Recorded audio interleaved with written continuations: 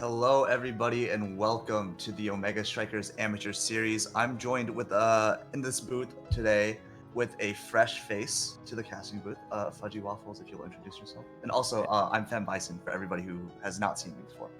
Thank you, Bison. I'm Fudgy Waffles, former rank 7th player, and then I lost 4 games in a row in NA, and now we're chilling at still like pretty high up there. I'm doing okay for myself, but I'm more excited to see the rising stars of the scene right now in this tournament. Rising stars, indeed. We've got. I think today is just a bit of a higher stakes week, right, for Osas. This is the last week, if I'm not mistaken, before the Invitational. The teams that are looking to qualify are going to have to go undefeated in all the rounds of Swiss today if they want to make it. And there will be 4, if I'm not mistaken, right? Listening to production tell us if there will be, how many teams will qualify. 3 teams will qualify. 3 to 4 teams will qualify. Okay, well, then the stakes are pretty high given the volume of teams playing today. There are some new teams and there are some returning faces. We'll be getting into our first match soon. If I believe it will be Saya's Best Besties versus the Coco Crew. Not too familiar with either of these rosters. It'll be an interesting round 1. Yeah, on Coco Crew, well, as we head in to our character select, I was able to do an ETBC bit of research, and I do expect that they do have 3 like fairly one-tricky players with a Luna goalie, X forward, and I believe a Juno forward. So we'll see if one of those get banned out. Oh, I do recognize some members of Saya's Best Besties, the team I think we're all looking at. We're all in triple spectate. Comet 4K, I've known to be pretty good at the game in my lobbies. But their Juliet just got banned out, so we'll see how they're going to be able to play. If I'm not mistaken, they're a bit of a one-trick. Yeah, it does add up. There are a lot of one tricks in this game in any elo, and it makes sense. And it's honestly a good way to start. Is just to find that one character that you enjoy and kind of build up your knowledge of that character, and then learn the game simultaneously. And then as you improve, maybe pick up a second character once you realize you kind of need to. Absolutely. Well, you are the higher level player here. I'm curious what you think of these drafts just on the character compositions alone. Era's in a weird spot right now. We did just get these buffs. I am a huge Era fan. However, I'm not as much as an Era Zentaro fan, because I do just like when you have a Zentaro on your team, playing another character of high damage in order to make things work. So I'm actually a little bit more fan of this Luna Juno Vice comp, just because you have more clear cut doing a ton of damage. But you can definitely, it's not over in draft by any means. Absolutely. Speaking of draft, our starting awakenings were triple fire up from Saya's Best Besties, which makes sense given that they were fire up just received a huge buff to go from 15% meter to both teams, and Saya's Best Besties is going to take the first goal. But from 15% meter to both teams on somebody casting flip to 25% meter to both of your teammates on someone casting flip. And that's going to be kind of a big deal. I don't know if the extra spec pick was worth it, even though you have a team like Luna and Vice, right, who love to do damage and just raw meter with that special. We're gonna see how this plays out. This is like such a hard. I can't really say for sure what's the better take right now. Extra special is one of the swingiest awakenings in the game right now, especially on characters like Vice and Luna. But the fire up buff, well, it's to be seen how impactful it'll be. We already see that one flip from Dino just immediately giving both of their teammates their own flips. So just if they can keep stacking those up, it is going to be a little ridiculous with the movement speed and flips being reset over and over again. Absolutely, it will. And Comet 4K making excellent use of that Zentaro dash passive to score the third goal of this match, up 2-1 over Coco Crew. We're going to see if these flips start to get dangerous. I mean, just looking at the meter right now, if Meguka K flips, it's looking like Comet 4K and Dino will both be able to have fourth flip up, though Dino did just evade, forced to by that extra special Luna, right? They're going to have that up so often by some Luna. So maybe the meter generation won't be as much as we thought, given that you have to evade this. So it goes in from Meguka K. Comet 4K looking to take a barrier. He does the flip, but goes down. Yeah, still low on stagger, but probably, and this is where the problem with air comes in, you're not really able to finish those kills, and instead, Juno Blobs flooding the goal. Myth-atastic with the kill, or with a goal. Myth-atastic is going to be a bit of a nightmare to say during this. Kickoff goes out, and the Luna Nuke is going to find a barrier, and unfortunately, some weird angles are going to find the second size best besties in a bit of a dangerous position. Televal has the flip, going to see if he's going to push up more offensively to use it, or if he's going to hang back and let his team do some work. The flip goes out, Mr. Zert looks for the goal, almost finds it, but K stands in the right spot. The flip goes out from him, can't quite find the clear. He's still in a bit of trouble, and Mr. Zert just sneaks it right under him. That one's going to go to Coco Crew, up 3-2. It's a bit of a nail-biter this match. Yeah, really close round one, 3-2. Bear being just missing it, allowing it to go in. And now this is pretty crazy. Specialized training is kind of a must-take, in my opinion, as Luna here. Right. Like, with that extra special, takes missile prop instead. But Zentor doesn't deny it from Vice. It doesn't deny it from Vice, so it still works. We're still good. It is still, we are fine. Because as long as Vice or Luna gets it, it is okay. But, I think best though would have been Luna gets specialized training so that Vice can deny Castellas from Era, right? But yeah, now I think so too. Saya's best besties did not immediately lose that draft, which I'm surprised by because that was so in favor of Coco Crew. But we're gonna see if it's gonna matter in this match. First off, both teams going down a barrier immediately. Interesting stuff. I mean, the Luna Nuke and the Vice Special tend to cause moments like these when you have a giant circle dropping with the force of 1,000 suns in the core, right? Comet 4K is on life support, but he's just staying alive on the enemy side of the field, being a nuisance. We're going to see if Dino can get some work done, but it looks like the clear is going to be found. Both teams just kind of midfield boxing, just jostling around for an advantage, and it looks like Myth-atastic is going to be the one to find it. The Luna Rocket almost finds the goal there, but good position from Mega K finds the clear. Yeah, here we see defensive Vice ult to help our team out, clear it up a little bit, and get Comet staggered once again. Something that we're seeing from this fire-up start is actually countering the extra special in a way, because you have that extra evade at the beginning of each round, so you're always able to dodge the initial extra special. But the double flip, Myth-atastic getting another goal for himself. Coco Crew is kind of Coco cooking right now. I mean, they're just kind of... First, it was a bit close, but right now it seems like they're just running this offense, right? I mean, you said the extra evade does help, but I mean, if you look at Comet, he just didn't want to evade, right? Like, you have meter, and you're in that debate on whether or not to burn your entire bar to evade a Luna special, or you want to save it to run that fire-up offense. I think the extra special here might actually have been the right draft. Actually, incredibly smart choice from Coco Crew on the draft, and I think it's making the difference now. Myth-atastic starts running some offense. Mr. Zert looking to anchor bottom, can't quite find it. Comet 4K is going to find a barrier, but still Size Best Besties in a bit of trouble. And what a supernova finds the KO and a demon angle to score. 2-0 up on a 1-0 set. Coco Crew is poised to win this.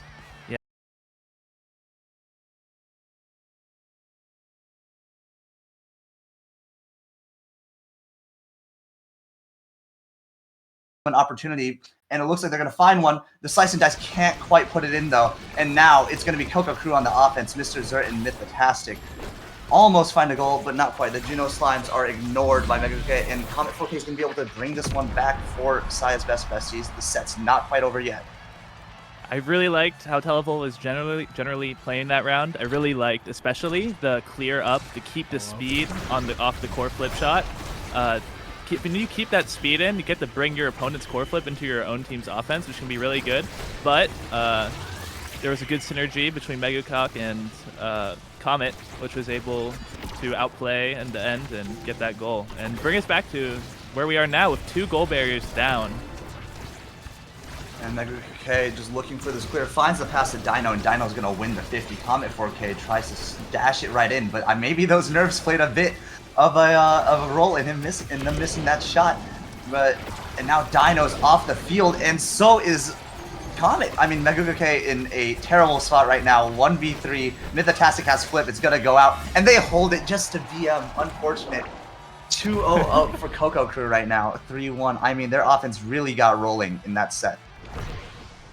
Yeah, extra special is just really hard to deal with. It is almost abyss training on every character in the game, if not abyss training on every character in the game. So it does add up that you'll see some good things happening there with that. But going into this new draft, you see Primetime Juno happen a lot. Now, do you deny Deadeye here? Because Luna Deadeye is so rough. But we take stacks instead. So hopefully you don't get targeted too hard by that. And then Catalyst seems pretty good. That you'll also gain burst more when you already have your fire up energy training. Heavy impact, just almost the must take always on Vice. And Timeless Creator on Era, which is just generally pretty good. Not as good as Monumentalist, but it is it actually gives you more time to decide when you want to send out your ult, which makes it easier to time with like putting the core in front of it and things like that, and giving yourself more time to set up, which can be sometimes more useful than the extra size you might get from something like Monumentalist. Coco Crew gonna quickly find a goal on this third set. I mean, it looks like they're just absolutely running away with it, right? There's the stat, you know, you mentioned something about like the draft, the stacks pick from Megacut. Interesting choice when they have so much damage and so much ability to just force you off of those stacks, right? That speed advantage can disappear in an instant with a comp that's running spec training Vice, extra special, Luna, and Vice, right? I mean, you're forced to evade, you're never gonna have it to survive all the time. And just like that, just the pressure from Coco Crew right now coming into play. Though, Saya's Besties managed to take over a little bit, and it's gonna be just a bit in the air right now. Who's gonna find the goal here? Comet 4K looks for the flip to score, can't quite find it, but does find the angle just under Teleball. And it's 1-1. It's not over yet, but it is absolutely dangerous for Saya's Besties right now. For sure, and actually starting with Flip here and stacks, if they decide to target Megacock right here, it could be pretty rough. But same with Dino, also having Flip is going to die, because if you have Flip, it's like it feels so bad to get rid of that. So instead of evading, we just die to a ton of like abilities just being thrown at us. And now we have 2 flips to deal with, and we lose it. And yeah, tough there. We lose our flip trying to block their flip. And now, but we have both goal barriers open, so let's see how these two teams play this out. 4K looks for the pressure, even though they're on their back foot. Saya's Besties are not down and out just yet. Megacock playing some good defense right now, holding on tight. Dino manages to find the clear. Teleball still enabling their forwards pressure, but they're going to manage to stall out the death timer for Comet, and it's anyone's goal right now. Both teams down, both barriers, both goals open, but Mythotastic putting the pressure on, finds the kill on Dino with the jump slime, and the slice and dice from Comet 4K is going to find the goal. I mean, just a bit of a chaotic sequence there, but great capitalization from Comet 4K on the one opportunity they had to score. Possibly the most insane Juno KO I've ever seen in my life, but it's just does not matter. Comet 4K able to bring in their point back for the team. Absolutely, and the Supernova is going to go out looking for the barrier. Dino's already on life support. Doesn't seem to want to go for the goalie orb, though, and Megacock's going to take it instead. The flip goes out from Mr. Zert. Doesn't find a goal, but Comet's looking for one of their own. Finds a barrier, can't find 2. Their flip, unfortunately, unable to do it. But their pressure is on for Coco Crew right now. I mean, Zentaro is such a strong character, and Comet, clearly a great pilot of the character. Just looking for an opportunity to score. Can't quite find one, but the more times that they can pass the floor to them, they're more likely to get this final barrier. Teleball also on life support, right?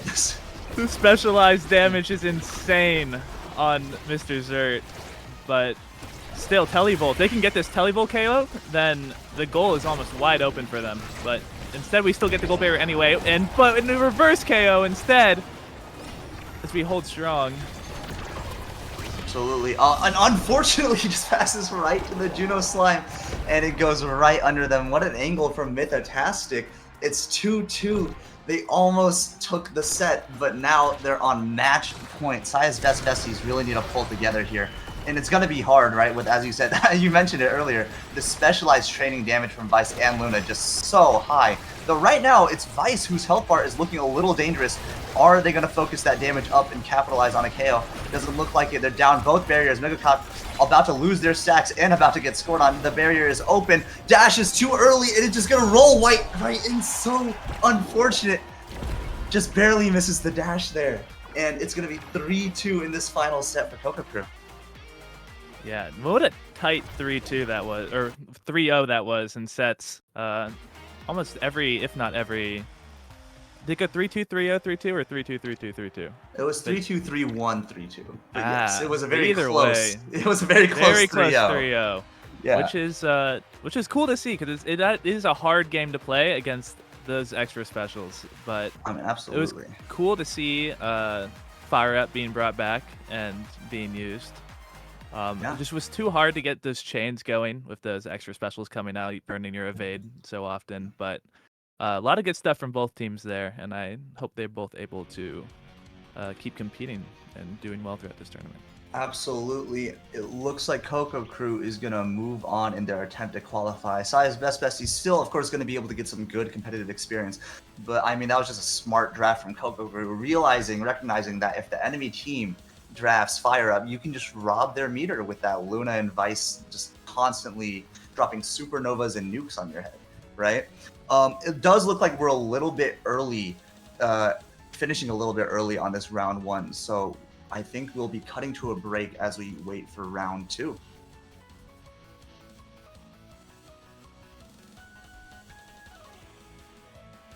Yeah.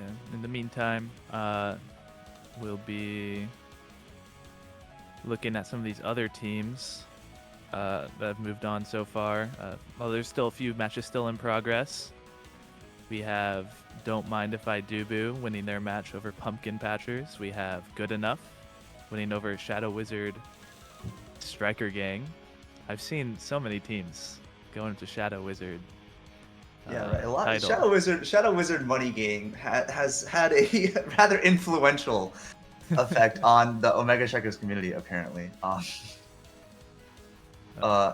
But it looks like we'll finally be going to a break, just waiting for a couple of these last matches to finish up, and we'll be right back with you for round 2 of Omega Strikers Amateur Series.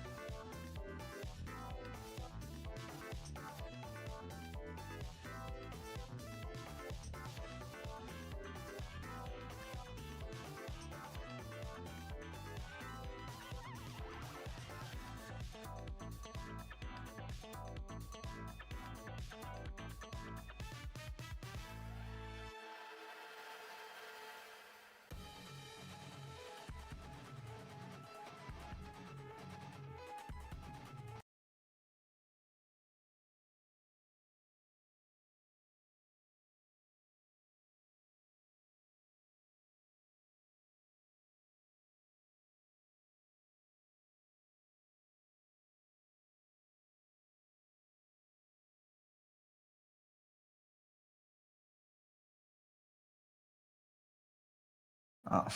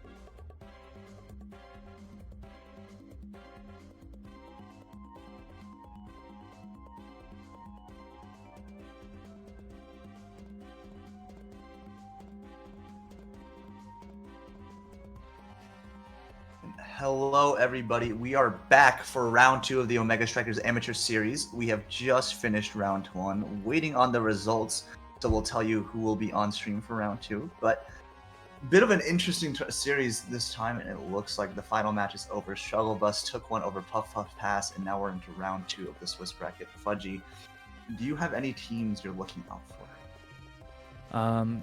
Teams have caught my eye. I know if they've caught yours. We've got Winton from Overwatch, and among others. Absolutely.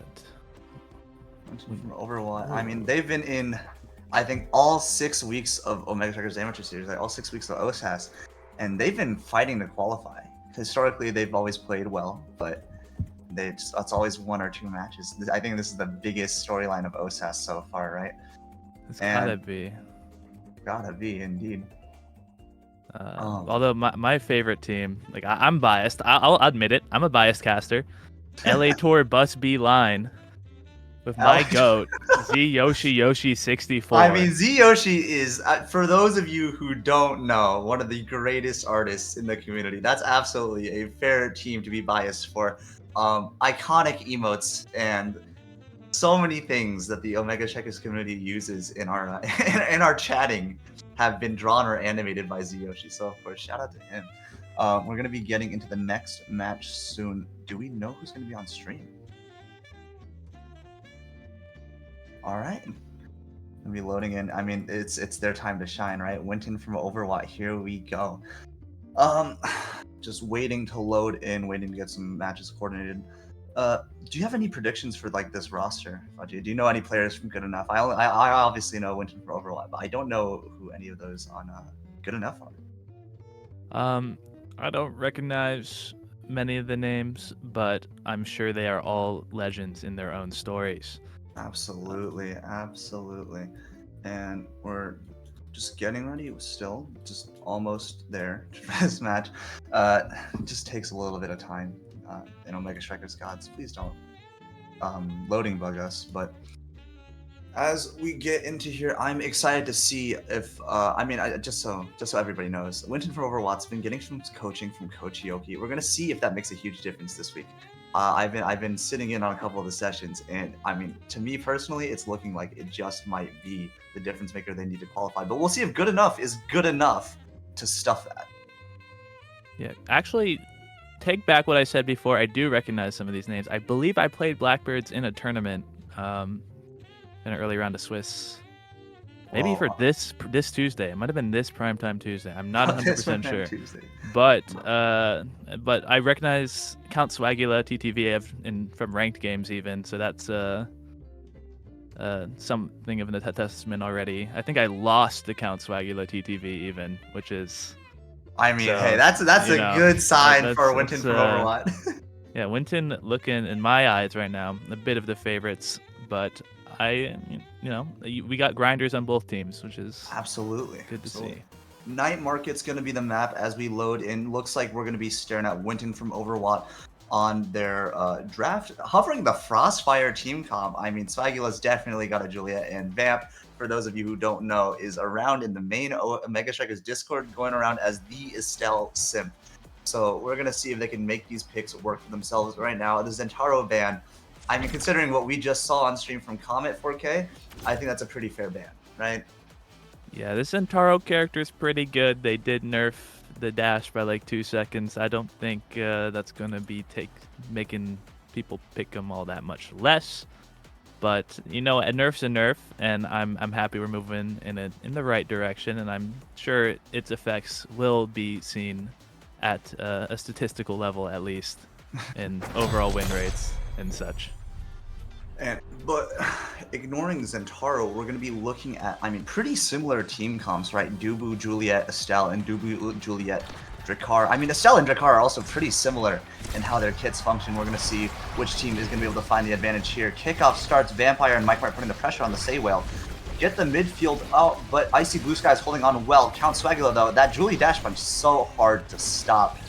The primary from Estelle looking for barrier number 2. Can they find it? Looks like Blackbirds and Saywhale are going to find the push, but it's just a bit of midfield boxing around right now. Both teams just looking for that advantage.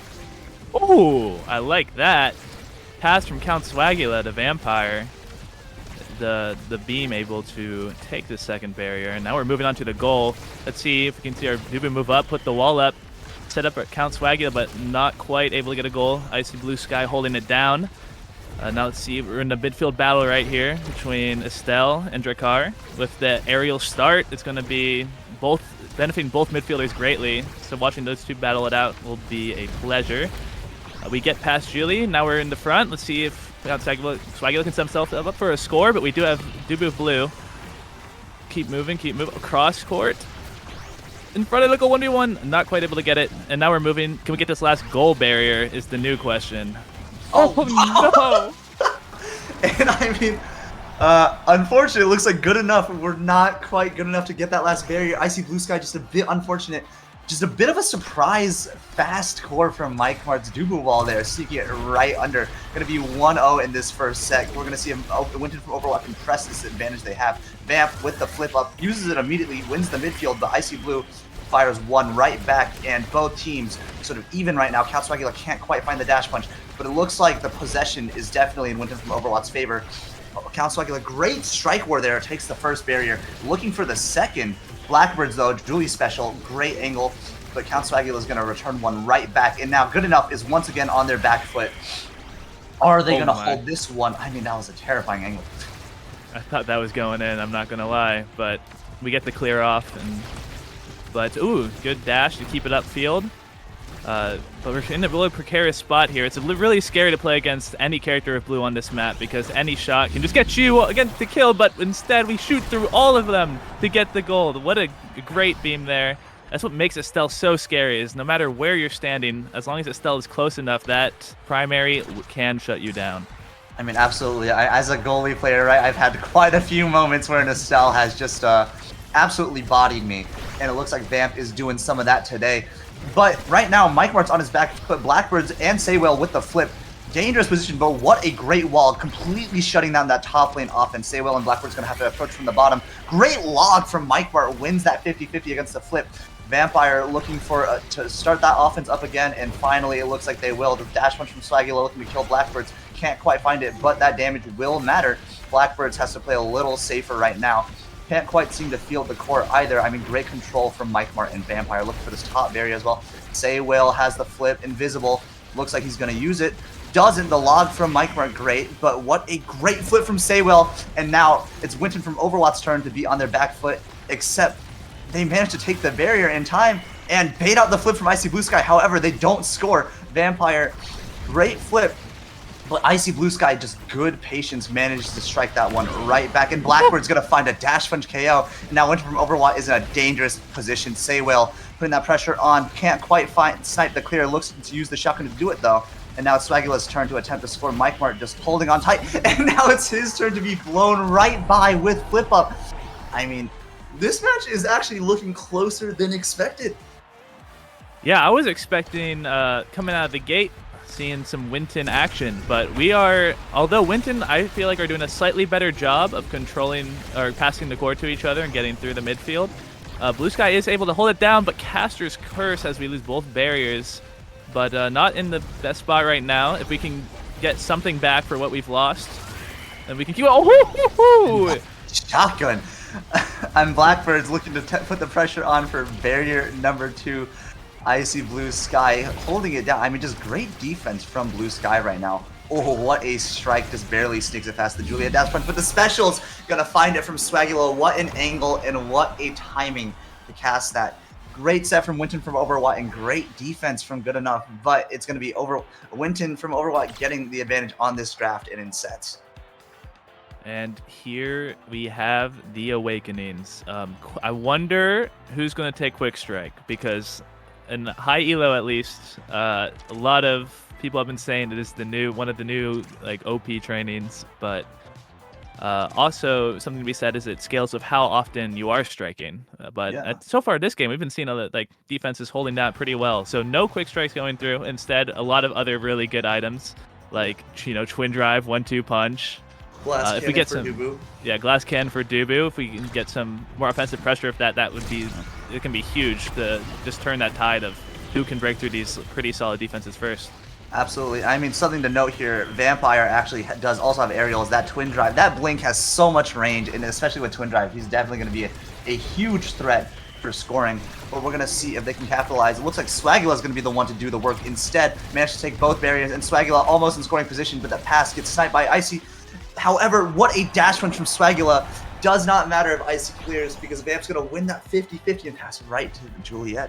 Great goal from Winton from Overwatch forward there. Yeah, great team play. We have the Dubu moving up to put the wall to support the team. We have Estelle pushing the core up to give Julie an opportunity to score, and our Julie takes that opportunity and scores, which is all you can really ask for from a team. Absolutely. And right now, I mean, Mike Wright is absolutely holding it down.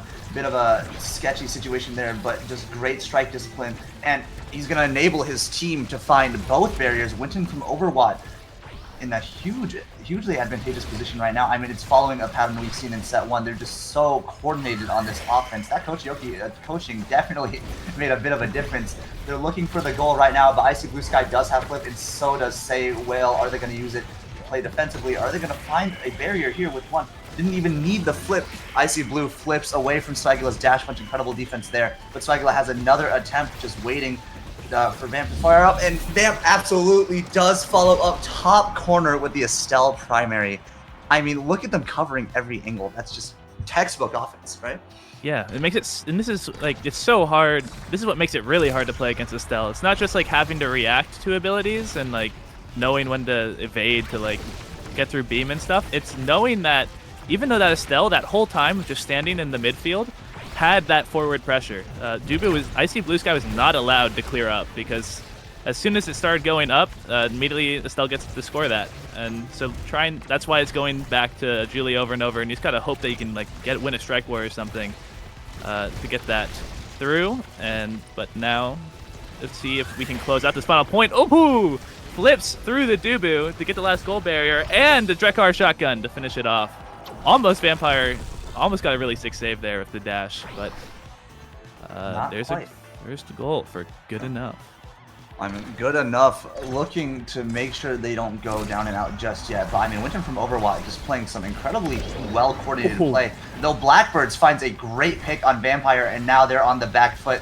They're going to have to hold this one down, though. Mike Wright doing a great job just staying patient, waiting for the abilities from Drek, and just finding the strikes that they need to. And Mike Ward's going to be able to get the clear stall at the death timer. What a great lock for Mike Ward as well. Almost finds a barrier. And now the offensive push is in Overwatch's favor. But however, there's going to be Say Will managing to steal a barrier in the midst of all of that chaos.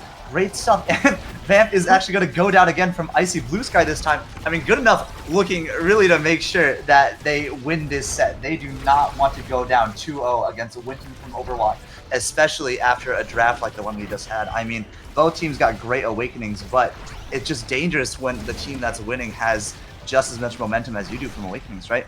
And now both teams just jostling for an advantage here, looking for whatever opportunities they can find. Blackbirds almost finds another one for good enough, but Vamp is going to be able to stay alive. Looks like a bit of a goalie swap. Mike Mart pushing up, covering from Vamp here. Can't quite find the offense they need, but Vamp is going to manage to stay alive, and they're going to find the top barrier. Now it's up to Swagula to score one for this team. Vamp, out of stagger, can go back to the midfield. Both teams just looking to put one in, and it looks like good enough is going to be the one to do it. What a strike war from Blackbirds against Mike Mart just now, 2-2 on the set. Yeah, and that glass cannon, it's a blessing and a curse for you there, because you want to move up. You want to move up and help your team score, especially on these long rallies where it's easy to get impatient. But if you can't get that wall up in time, then it's just really hard to win a strike war versus a Drekar with aerials. It's just the range on that shotgun is just so rough to play against. But throughout that entire round, Count Swagula was KO'd. So now we have a 0-stack prize fighter versus a 1-2 punch Julie. So there's a pretty significant gap on trainings there, unless Swagula can take something back in this final round of the set. Almost does, as you say. I mean, once again, a bit of a commentator's curse, can barely find it. Those Julie nerfs a while back definitely making the difference there. But Mike Mart holding it down well, and Vamp gonna find the barrier with the Crystal Thorns. Now it's up to Swagula to put this one in, or Vamp, either one of them. And the dash punch off the Estelle blink. I mean, just such good synergy from Winton from Overwatch forwards right there. Incredible stuff. Yeah, so much covered there. It's like it's really not much. There's not really nowhere to go. If you go up, you get hit by that Estelle dash. If you wait, like we did, instead you get hit with the dash punch. Yeah, and no Just meter to evade it either, so you just can't clear that. It's disgusting. Mike Mart gonna be able to find the missile prop. I mean, kind of a big deal for Dubu. Building for wall has sort of become one of the meta avenues for Dubu builds, right? yeah, for sure. Being able to move up and throw that down, take up as much space as you can, get pretty crazy. If the stagger swagger, we've seen this vampire pretty low that last round, and that's when Good Enough was able to get most of those things down. Is the most advantage is taking that game were through KOs. So the stagger swagger could come up pretty huge in preventing more KOs from happening and allowing their team to keep that offensive pressure up that they've been able to hold up with their forward duo. Absolutely. I mean, it looks like it right now. Winton from Overwatch looking dominant on this first point of set 3. Just running through 2 barriers. And Drakkar, as Count Swagula finds a KO on the Saywell. Now it's just up to Swagula to score. Almost manages to get one on Icy Blue Sky, but Icy Blue Sky just with a great strike board there to hold it down. And a great wall. And Blackbirds is going to return the favor on Vamp. And now it's Winton from Overwatch's turn to play from that man down disadvantage. Mike Mart has to hold this barrier if his team wants to have a hope of scoring later, and they do. Vamp and Swagula just now up, putting that pressure on. Icy Blue Sky with a flip, forced to use it on defense. Swagula almost parries it back with a Juliet punch, can't quite find it. The log goes out, but Vamp is still anchoring it down right there. And what a primary, just sneaks it through 2 people. Doesn't even bother hitting them. It's going to be 1-0 for Winton from Overwatch on this final set, and Good Enough is looking scarily close to losing this one altogether. This goal was so important for Winton, not only because they get the goal, but Count Swagula was in a pretty rough position. And although we have max prize fighter stacks right now, like look at that knockback. If they were able to get Swagula down there, that'd be 1 less prize fighter and would have made it much. They would have looked a lot better for Good Enough. But instead, almost gets the double donk, but taking 1 is no small feat. And yeah, that's right. Count Swagula saw that so far in ahead of time. Just knew exactly what was going to happen there, and that KO was going to happen with the 3 prize fighter stacks running around and killing that Julie. And we get the double touch in through the goalie. 2-0 in set 3. I mean, as you said, Swagula kind of just read the future there, waited for the dash punch, punished accordingly. Great stuff. Making use of that prize fighter as well. And of course, Vamp and Swagula, something has to be said about their synergy right now. They're playing so coordinatedly well together, looking to get the barrier advantage, but actually Good Enough is going to find the first one for this map. Saywell gets the flip out, beats out Mike Mart's log. Just a bit unfortunate there. Great eating the log before flipping and striking the flip there. Now it's Mike Mart on the back foot, has to hold this down. Does have the flip, is going to be able to use it on defense, and Vamp is going to find a barrier in return, so it's not too rough for them just yet, but it is a little sketchier than they've been used to this match. Icy Blue Sky watching as Drek is just a little bit close to dying. Unfortunately can't hold the barrier, but Mike Mart is going to flip that flip right back, finds the clear, and now looking for the pass, and it's still on the back foot. Actually, Blackbirds almost waste some incredible offense there, but Mike Mart and Winton from Overwatch are going to be able to find this clear and look to put this one away. Great wall from Blue Sky, though, shutting down the offense from the bottom lane. Just buying as much time as they can for the Saywell. But now that missile prop really coming into play. Takes up so much space, and it will matter as Vamp snipes it through 2 people once again. I mean, they've done this, like, what, 4 times this match? Incredible stuff from Winton for Overwatch. 3-0, just like that. Winton. I don't know. It's probably not on cams yet, but when it will be, you will see Winton. Congrats to Winton on that one. Really, they were looking really good that game. Absolutely. We said it a lot during the game, but the forward synergy was just there, and we had our goalie moving up as well, which is something that you don't tend to see in lower elo tournaments. But having the goalie move up to throw out the ult is so important, and is what makes Dubu so good right now, in my opinion. Absolutely. Being able to add that forward pressure. I mean, yeah, getting that glass cannon, right, with the momentum boots. I mean, the classic ice skates, if you will. What's really that combo is what really put Dubu into the meta recently, right? Though we've been gassing a Winter from Overwatch, but something must be said about Good Enough. Both Blackbird and Icy Blue Sky, I mean, playing out of their minds. Blackbird's finding the kills that they did, and Icy Blue Sky holding it down under all that pressure. but unfortunately, good enough was not quite good enough to stop the Winton train. And we finished this round just a little bit early once again. I mean, that was a fast round from Winton from Overwatch. I believe we'll be cutting to a break soon. But before that, Fudgy, any last thoughts about that match? Winton. Okay, good to know. Incredible stuff. I mean, I think it's about time we cut to another break as we wait for round 3.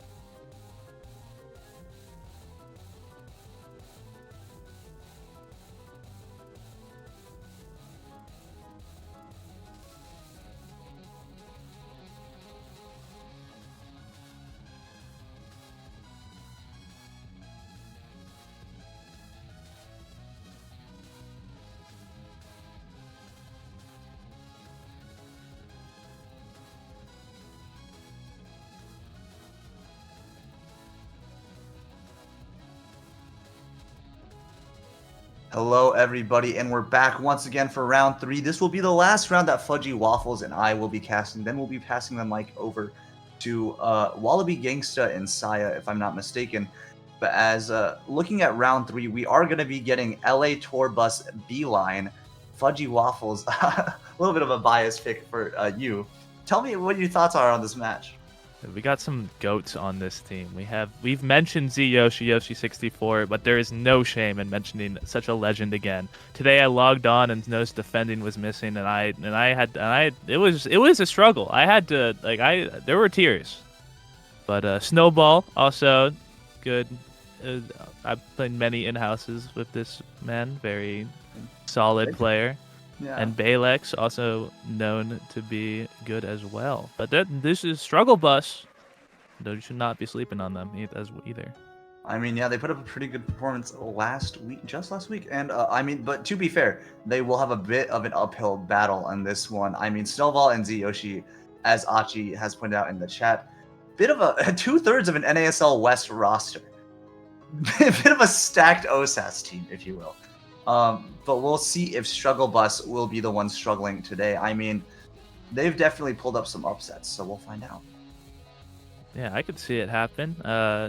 Yoshi, they're probably going to get the Zentaro banned. I mean, yeah, probably. Off of him. And then we'll have to see what's picked there. Also, they're both forward players. Snowball, a Julie player, which also could be targeted. So seeing how they are able to synergize with each other, playing forward together, will be something that will have to be seen. Absolutely. And it should be noted that both of these teams are currently 2-0 in the Swiss bracket, which means that one of them will be going home today, unable to qualify after this match. So the stakes are definitely high. And as we get into the final round of Swiss after this one, which all matches will be on stream, by the way, I mean, it's a pretty big deal, right? Only so many teams can qualify for the Osas Invitational, and this is the final week to do it. So Struggle Bus, but I think Struggle Bus have been up here multiple times, a little bit like Winton from Overwatch, unable to quite close it out, and now they've definitely got a bit of a rough matchup. However, I mean, this is the battle of the buses, and I'm just now realizing I've struggled. This is insane. Wait, how did we not notice this? This is insane. The battle of the buses. We're gonna see which bus can, I guess, drive faster. I don't carry more passengers, be a better form of public transport. Though if we're talking about LA public transport, then maybe maybe Struggle Bus might have one up. Though we're just waiting to load in. It looks like we will be right now. Just waiting for Omega Strikers to go, and it does. Let's see which team will be better at delivering this core into the enemy goal. Which bus will be better at driving the core in? But here we are on Oni Village. Characters like Oni Village. So map I personally really enjoy because I like the core control, more core control-y aspect of the map. A little bit harder to get kills if you stand in the center. It's a little annoying for the other team. But instantly we're hovering the Kai. We already know we're banning. Other team also knows that we're banning the Zentaro away from Z Yoshi. I mean, legendary Zentaro player. Of course you're going to ban it. We lock in the Dubu, who is a staple on this map. Again, matched with an Atlas, which also good picks. And other lock-ins coming very quickly as we see a Julie Mirror and then a second damage midfielder, it looks like, which are two different sides of the same coin of Vice and Luna. So let's see what these awakenings These comps are pretty similar. Yeah, they are. They're definitely very similar. Atlas healing buff is pretty huge right now. The rapid fire egoist start. Almost everyone tanking rapid fire except for Snowball of the egoist, which just was buffed this patch. So interesting thing to look out for. Right. And Z Yoshi and Snowball are going to find some quick and early damage on Disrespect. Going to see if they can find the kill as well. Not quite, but they will take a barrier off of Atlas, which is no easy feat on this map for most of the players. I mean, what a quick death delivered to Disrespect. Bust off the side of the map into the Shadow Realm. Now it's Shadow PR and Krivis looking to hold it down. They're going to manage to snipe off Snowball, who has been staggered for quite a while now. But Z Yoshi and Valix looks like they're just going to be able to hold for a little bit. Unfortunately, I was wrong. Krivis actually managed to snipes it in with the Vice power cord. Can Disrespect score this one? No, the great res from Atlas as Snowball looks to kill Disrespect, but it's not going to be enough to score on LA Torbus V-line. Yeah, but there was some struggles in front of that goal, but we're able to clear it out. Let's see if Torbus can deliver. I can't use the same line that many times, but deliver the core to the correct bus stop of the enemy team's goal. Once again, we're back in front of the left side goal, but can we push up? We can. Let's see how we approach the Atlas with cooldowns and core flip. Killing is a good option here. If we can just, yeah, this is so hard. This is so scary to be Atlas here because you like really want to keep this flip to help defend this like really wide open goal that you don't have that range with Atlas. But we're pushing it out. We're going to keep it away if that's possible. We're burning our flip here. See if we can turn this into a goal. Nope. Not quite. Looks like Torbus is going to pick up the offense once again. Snowball running away with the core here. Zyoshi looks for a bit of a snipe with the rocket. Can't quite find a great teleport for Krivis, though. The power cord goes out trying to stuff it in through Balix, but Balix has managed, unfortunately, not to strike shot the core as it goes in, just barely missing, just a little bit too slow. But this match is a lot closer than I expected. I mean, that was a bit of a fight for that first goal from both teams. Especially no joke. Oh, sorry. Yeah, this Krivis is a team, if I'm saying that name right. It's a player that I have seen in the looking for team posts many times. I know this person to be a grinder. Oh my god! I think that's a snipe from a rocket. Takes out their goalie here. Atlas is down. Open goal here. Let's see if we can get this barrier. Disrespect! Taking down Snowball is so huge for their team. Now that's so much easier to defend now. And this has happened again. This is the same start as last time. Torbus gets a KO. Immediately after, they aren't able to get the goal barriers, and instead another KO to Snowball is taken instead.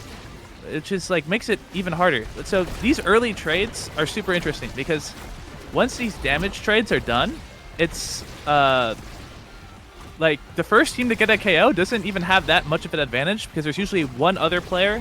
Even though they have a power play opportunity, one of their players is so low that they can't really contribute to the forward pressure. And then as soon as the other team respawns with full HP, they're usually able to kill this last guy. And then they get their own power play. It's a lot easier to play because both of your teammates are full HP. I mean, absolutely. And now it's actually going to be Torbus on the back foot again. Krivis managed to snipe one in with that power cord on that barrier right by Balix. And now Zyoshi is dead. The flip has to go from Balix, but what a strike war from Krivis. Going to be up 2-0. Struggle Bus clearly not struggling even against a team with some pretty strong players here. And yeah, it's as you said, right? I mean, these damage trades are proving to be a really interesting dynamic because both teams are taking so much damage in doing them that oftentimes when they get the KO, the other person is so easy to kill that like they just die and then they can't find the advantage. But it looks like Snowball's going to finally be able to start running away and snowballing this advantage here. Both barriers up for Torbus as Struggle Bus is on the back foot here. Shadow PR doesn't even bother to flip. Just realizes that the disadvantage is just a little too strong to be worth flipping right now and maybe wants to save it for the next one. Yeah, once you get these gold barriers down, it gets a little sketchy as Atlas, and you start to wonder, like, is it, like, it's really hard to defend this goal. We have a lot ahead of us. Maybe we just keep our flip this time. And I mean, they do have the advantage, right? So now, both teams, once again, just a barrier apiece. I mean, common Oni Village moment, especially with two melee goalies able to hold these barriers so well. This map really just a bit of a nightmare to play on at times with how long these matches can go, especially just goalies being able to hold the barrier forever. They're going to find the kill with the Supernova on Snowball, but they're going to trade one right back, and now both teams are down a player, and both teams have the goal open. One flip apiece. I mean, this is like as even as it can get. Both players, both Julian's coming up right about now. Just a truly Yes, go Yoshi! No, I was so hoping he would do the tech, and he did the tech. I played so many. I played so many in-houses of this Yoshi guy, and every time I'm playing with him, I'll pick Luna and I'll go for tech attack. Krivis, let's go. Finishes the set off. Great blink in. Finishing goal, and we keep our core flip even. We didn't even need to use it. I mean, this match has been a little bit chaotic, right? I mean, as you said, the damage trade, this is like incredibly even. Actually, every single point has to be like fought for, which is a big surprise. But I mean, if any match is the one to have a match as close as this one, it's going to be the ones where both team names are fighting for the rights to be the best bus available for public transport. Draft looking kind of interesting. Super Surge from Valix. Definitely an interesting choice. That extra roll, range on roll might prove to be a bit of a hindrance, really. I mean, if you overshoot the roll, right, you might just get scored on. And Kribis has been pretty on top of it with finding those angles and strike force. So we'll see if that trend will continue. As Snowball manages to find the first barrier, what a punch. But Zyoshi goes down immediately. And now it's up to Valix to hold it down, but the Super Surge roll just a little bit too long. Can't quite do it. Yeah, Disrespect has been huge for their team here. That's like at least like the 4th solo KO gone for the team. Like that gives, and then both goal barriers immediately after. Like there is no coincidence there. And Snowball already in a tough spot. This is almost a really great angle. Yoshi able to cover it instead. And we get him win the 50 against Balix. Kribis doing good stuff for the team. Kribis is clearly a strike warrior. I have not seen them lose one at Valix's goal line just yet. I mean, they're really good at winning these 50s. Valix is going to have to be real careful about getting strike board there. Zyoshi and Snowball looking to put the pressure on, but Disrespect and Krib is going to easily find that KO. They've been doing it every single time. I mean, just standing a little bit too close to edge, playing in that lane, it's risky, right? Especially against a team like Vice Juliet. And they're definitely finding those punches. And what a flip from Kribis. I mean, Valix just can't quite flip early enough and has nothing, can't do anything there. I mean, flipping right in front of you, it's right past you too, so you have to walk back and you burn your foot. It's a little unfortunate. Kribis just absolutely cooking at the goal line right now. Yeah, just got to pray for that read, and then, but there's really nothing to be read there. But here we're getting a different start from usual as the B line gets a kill first. Now let's see if we can convert this into something. Ooh, okay. Okay, no, this is a power play. It's a power play. We don't want that barrier. The thing is, we don't want that barrier. Why would we want more than one barrier? We can't defend 2 barriers anyway. Like, that's too hard with a melee goalie on this map. I give up my first goal barrier every time. So now with that lost, yeah, there we go. I love to hear that. So, his flip comes out. Yoshi's holding on to his. Let's see if he can turn it into a goal here. Almost gets the pass off the Snowball, but doesn't quite reach. But another offensive opportunity here. Torbus B-line playing a bit better in this point, managing to keep Snowball alive, and Snowball managed to keep themselves alive, really. Almost has a full bar of meter. That flip might become dangerous soon if they can just get the core. Not quite. Disrespect's going to win the strike war at the goal line. And Kribis, once again, I mean, what can I say about this guy? He keeps doing it. It's like magic. If you give him an opportunity, he's there. He's going to score. It's a little incredible to see this level of consistency from kind of an unknown player. Right, but you did mention that they were a bit of a grinder, so I mean, clearly they've been doing some work. Yeah, these blinks just always at the right time, at the right moment. You got to take the Deadeye there. Not only is it great on your character, but you get to block it. Twin Drive, though, honestly, a little bit more fun in my opinion. So on that Luna character, and you're also technically denying Atlas down the line, but Orb Ponder Atlas is a force to be reckoned with as well. Orb Ponder and goalies in general, it's just really nice. But when 1-2 punch on Disrespect is something to keep an eye on, especially because he's already been getting so many kills. So more could be incoming. Absolutely, yeah. Julie with 1-2 punch, I mean, kind of notorious, right? And as 1-2 punch got added back, there was quite a few people, you know, had some words to say and some feelings about it. But looks like right now Disrespect unable to find that KO. He's been looking for Snowball, running some offense, looking to, you know, snowball an advantage. They're up a barrier still. And Zyoshi finds the dash down to find the clear. But right now, I mean, it's anyone. Both teams are playing well. However, Shadow PR loses that strike point. Snowball's going to be able to find that barrier. Yeah, a lot of small things happen there. Disrespect actually saved by the Atlas ulti. Yoshi would have gotten a KO otherwise, but perhaps also positioned there knowing that the Atlas barrier is up, which is some high-level thinking. Good hold down from Balex here. A lot of pressure incoming, but able to stun the core to stop the Julie, along with a lot of other stuff. Moving through this midfield over and over again. The passes are going through, but goalies are holding it down for each team. And, oh, another ulti, but it's not enough! It slips through with a little bit of a demon angle with the speed-up side lanes. Yeah, just barely pockets it right in, and it looks like LA Torbus B-line has finally found the groove, now up with almost 3 flips. I mean, this advantage might become huge. That super Super surge roll surge. goes so far, stops the core in the bottom lane. Snowball looking for one barrier, looking for another, finds the Shadow PR, unable to flip in time. But now both teams have their goal open. Disrespect returns the favor almost immediately. Ziyoshi's still up with a flip though, along with Shadow PR. Oh! But Luna Nuke unfortunately demon angles their own goalie, and it's gonna be 1-1 in the set. That's that. I mean, not much you can. We'll just say not much you can do about that one. You know, next point, we still have one flip apiece. Oh my, the mirror Julie dash punch into the core. I mean, a little silly, but you know, it's a guarantee. You have to. Sometimes it feels like you have to do it. Otherwise, you're not going to get that first attempt at goal. Flip used, but Snowball just got their own, and along with having an egoist, gets a huge speed up. But goalie dead. And this is so scary because if you hit that, then you're going to lose your goal barrier almost assuredly. So playing it a little bit more patiently, still ends up losing goal barrier anyway and Ziyoshi's life. And Disrespect stuns the makeshift goalie to finish the goal off. And that's 2-1 in our possibly final set.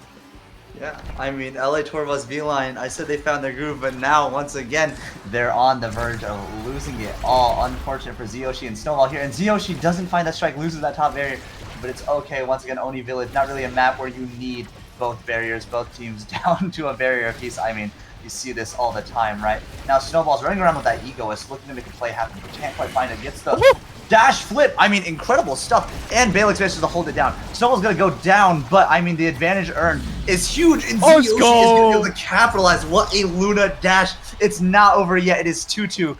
And I mean, I have to say something here, right? Both these teams so similar in team comp. They've got like a damage midfielder and a Juliet, a melee goalie, right?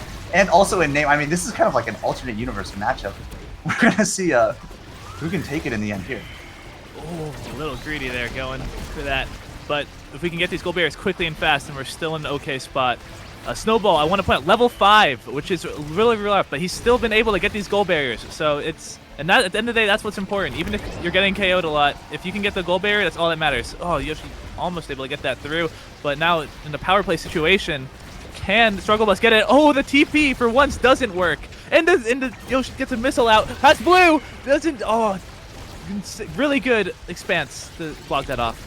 I mean, Yoshi almost put this set to bed and bought LA Tour Bus some more time. I got the bus names confused. I mean, it's a little hard right now. Krivis with the flip though, and we know what Krivis does. Krivis does that work on the scoring, but what a save from Balix. Barely managed to reach in time. The flip goes out. Snowball looking to dribble, get the mix up on Shadow Pierre. The dash which goes in.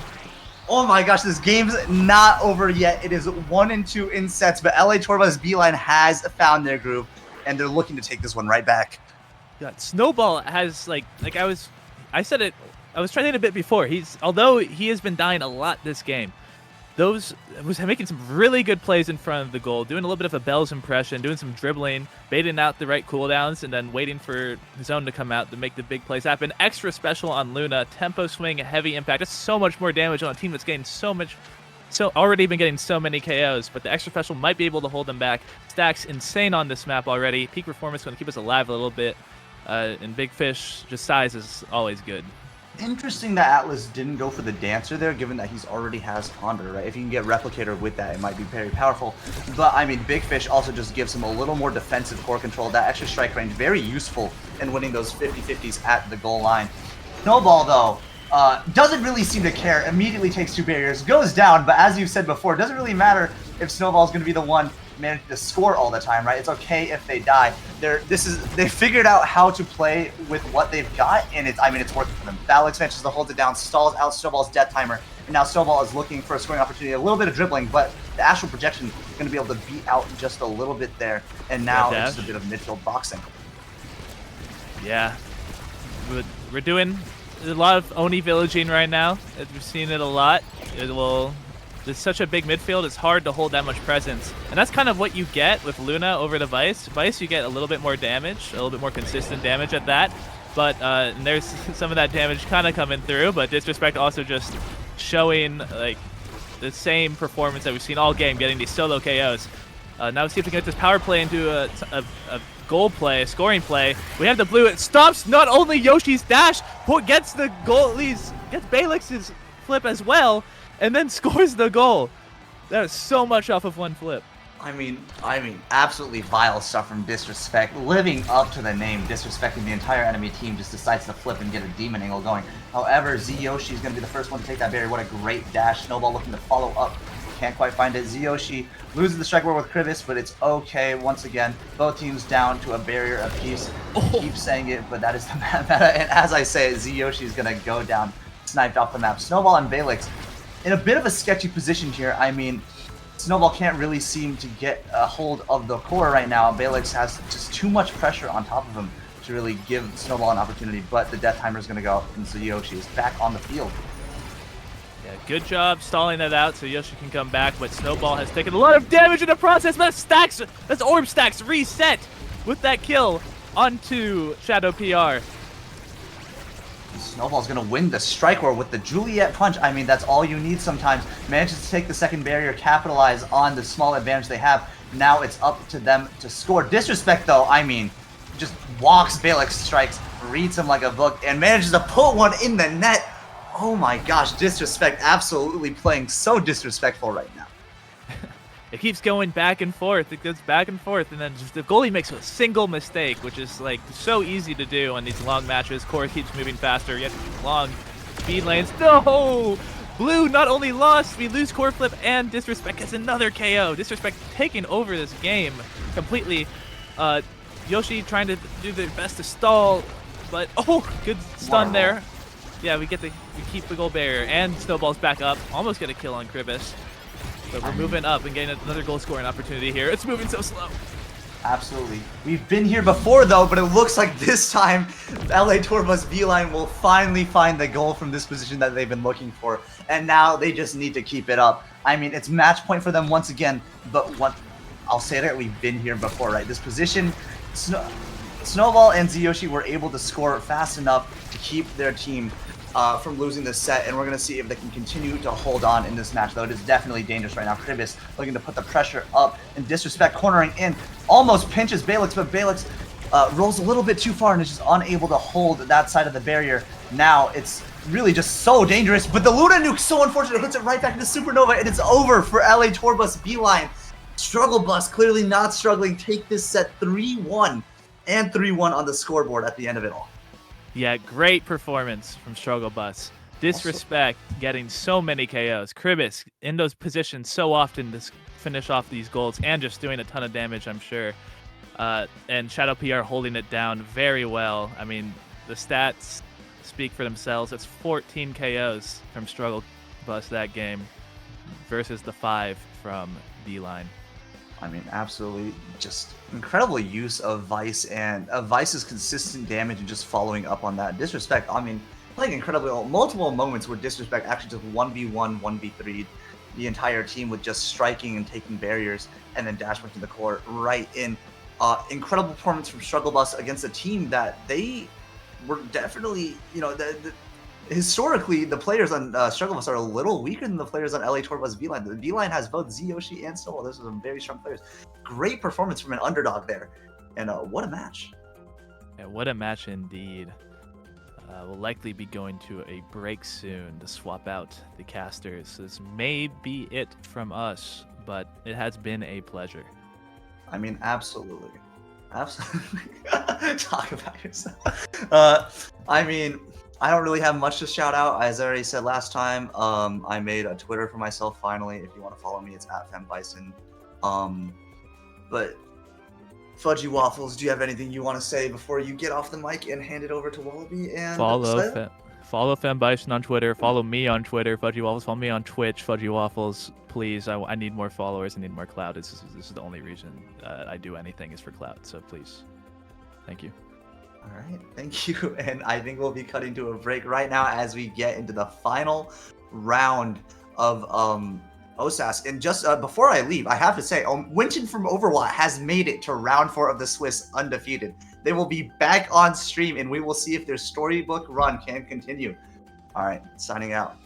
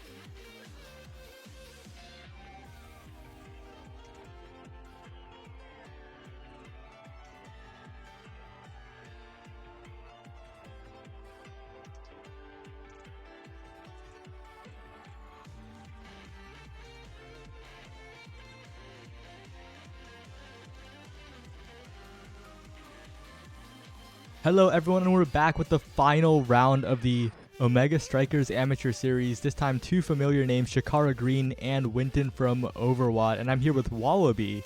It's been a very long time since you've been on a desk for Omega Strikers. How are you doing? No, I'm doing great, Saya. Thank you. Yeah, I'm really excited.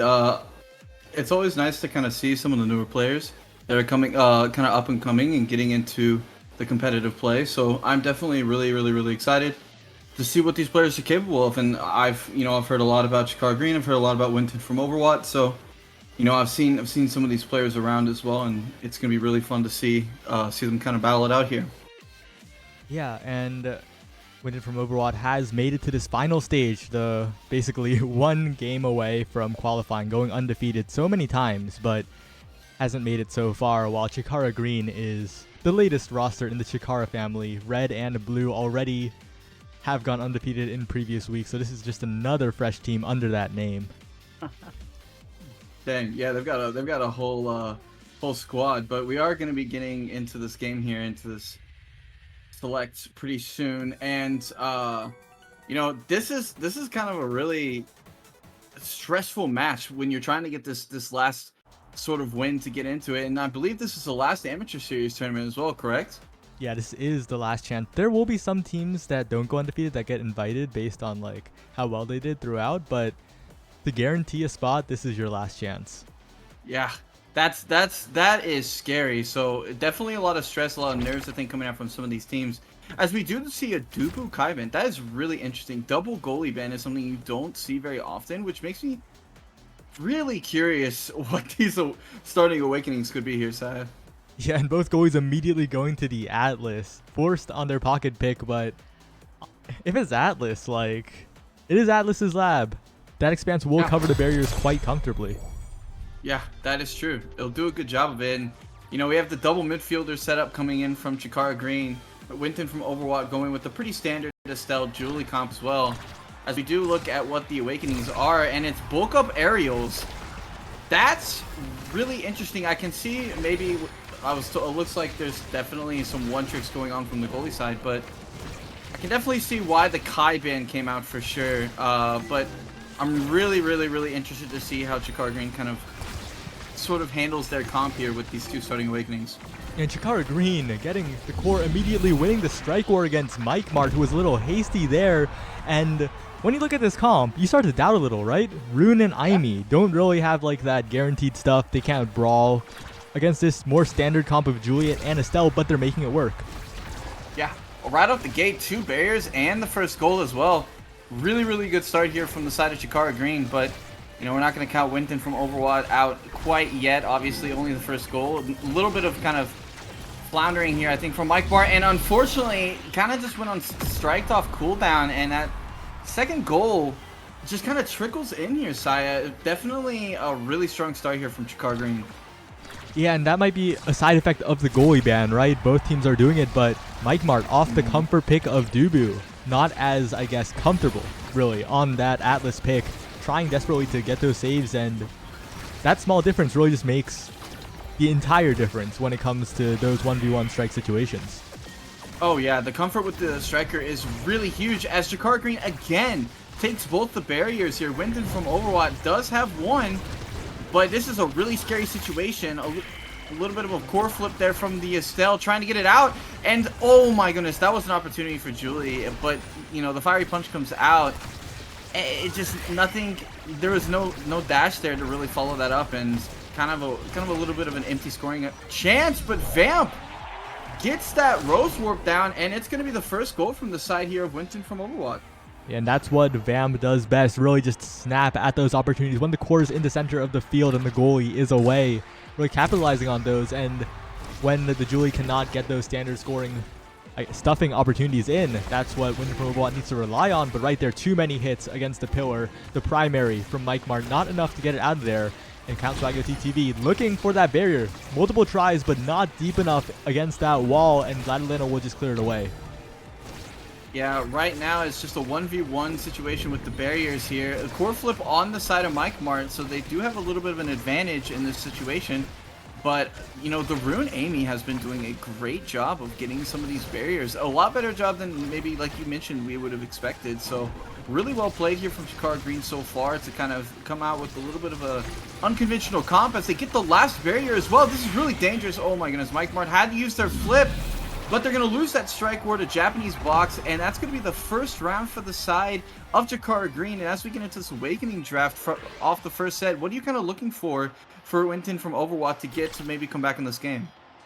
Well, I think they need some kind of speed because they're right now being outgamed. They need to deny the debuffs and the creation stuff. No creations here, but the extra special going to be a massive thorn in their side because this Rune and Aimi are just setting up with Pillar, setting up with the turret, and really just boxing them in, forcing Count Swagula out of the play, forcing it to be a 2v2, but with creations on the side of Chikara Green. Yeah, I agree, and there is a built diff deny coming out on the side of Rune to keep that away from the Julie. Stacks and Missile Prop, really interesting picks here. I don't know if there really was much else better for the Atlases either. So, you know, I don't know necessarily if this draft comes out heavily in favor of anybody, but Japanese box getting extra special, like you mentioned, that's going to be extremely crucial from Chikara Green as, wow, Count Swagula coming out with a very early KO. Oh, no. Yeah, it feels bad there. You had the striker advantage, but the center... slight misplay and that advantage just disappears. Yeah, that is tough, but you know, oh my goodness, Count Swagula is just getting the KOs at will here. That heavy impact's definitely doing a lot. Hopefully here Winton from Overwatch may potentially get this last barrier off their striker advantage, but a really nice job from Chikara Green to kind of keep this cleared away. Yeah, and Vladilena has been so disciplined with these strikes, not ping-ponging at all, making sure to just clear it away every single time, and Japanese box with the jump scare, Ariel's blink range. Mike Mart gets completely obliterated on that strike. Japanese box is on top of everything. Yeah, wow, it came out of nowhere there. The Ariel's blink range, like you mentioned, can be very, very difficult to deal with. And the core control from Chikara Green in this match has just been extremely, extremely different from what we've seen from Winton from Overwatch, as Vamp gets a really good Rose Orb there, trying to get this gold to go through. Both barriers are down. There's a chance here, but again, some really good holds coming from the side of Chikara Green, and that Atlas ult is going to bring Amy back to safety, and so there's really no danger here. Yeah, really no danger is a big point of that because their offense, Chikara Green's offense, just is non-stop. They have the creations to put down to force bad ping-pong situations, but on the other side, if it gets past this Estelle, gets past this Juliet, it is immediately the other team's turn to attack. Yeah, absolutely. But a big misplay, I think, from Vlad here. Did end up using that core flip. Thought they potentially would need it from the other core flip coming from Estelle. And Count Swagula had an opportunity, didn't really get it. And all the flips are coming out. That actually goes in. That wasn't even a demon angle, just a really tight bounce off that side ball. And that's 2-0 for Chikara Green here, side. Yeah, Chikara Green, I guess, really, really good at the defense and catching Mike Mart a little off guard. That Atlas not fast enough to reach that. It seemed, and now it seems like the offense just cannot get it together. Mike Mart getting it to Count Swagula, getting the top barrier, but then what? Japanese box with the possession, going for the top barrier. It's equalized. That KO will finally create a significant advantage for Winton, but to what end? Because Vladilena just passes to Zui, and that is the barrier taken. The mind games, the Rune predict with the pillar, and Winton from Overwatch, as Japanese box respawns, just need to put together some offense. Yeah, they absolutely do. That last barrier is just staring them in the face right now. Vamp tries for a potential Crystal Thorns to see if they can get something going, but nothing really happening. Count Swagula, though, I will say, is definitely making some good usage of that Pummeler's gear that they ended up taking. Wow, that Vlad was, yeah, that missile prop Atlas primary hits hard. Goodness. Count Swagula dribbling this core up the field, but kind of gives away core possession and not really able to get much of a play coming out of this. But they do get the strike war on the core flip, and right now, looks like Winton from Overwatch is trying to get their second goal of the game, but instead, Japanese box just ends the second set. And wow, Chikara Green is crushing it right now. Yeah, and the moment that you think that Wind didn't have it in the bag, that they got this point, that missile prop overtime Atlas primary. Missile prop is so goofy. Having that flat core knockback, that's more than hotshot. Like, that's one of the craziest things in the game. And picking up the twin drive, Winden was already having a lot of trouble getting past this Atlas, and now it's going to be even easier for Vlad. Yeah, wow. The Twin Drive coming out, but I will say on the side of Winton from Overwatch, the Timeless Creator for their Atlas is honestly so crucial. That's probably one of the only things you could have gotten to potentially kind of match up with the Twin Drive. So both Atlases definitely getting some good awakenings here. Super Surge on the Julie could be tough unless you're used to it, so we'll see how Consuegula kind of deals with that. Reverberation just gets some good survivability. An Egoist Castellast on the side of Chikara Green. Some pretty decent awakenings across the board, but other than the Atlas, there's nothing super, I think, kind of game defining here, Saya.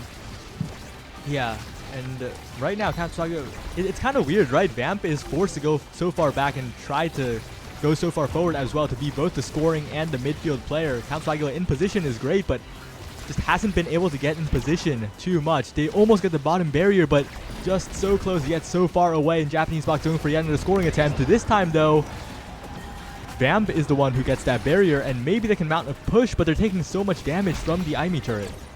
Yeah, they're in dire straits here. Definitely, Council was playing for that orb. Very smart. And Vlad with some good dribbling off the side to kind of delay. And that's the goalie down from Japanese Box.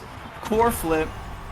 And that's 1-0 in favor of Chikara Green. And man, what a rough mental start to that set here from the side of Winton from Overwatch.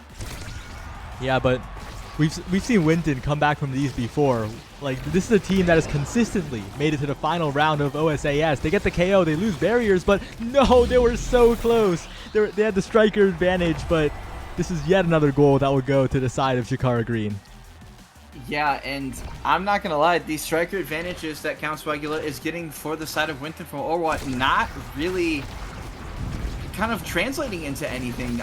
You know, the KOs are there, it's happening, but it just feels like time and time again, barriers are going down for their own side, and they're just not really able to convert here, Saya.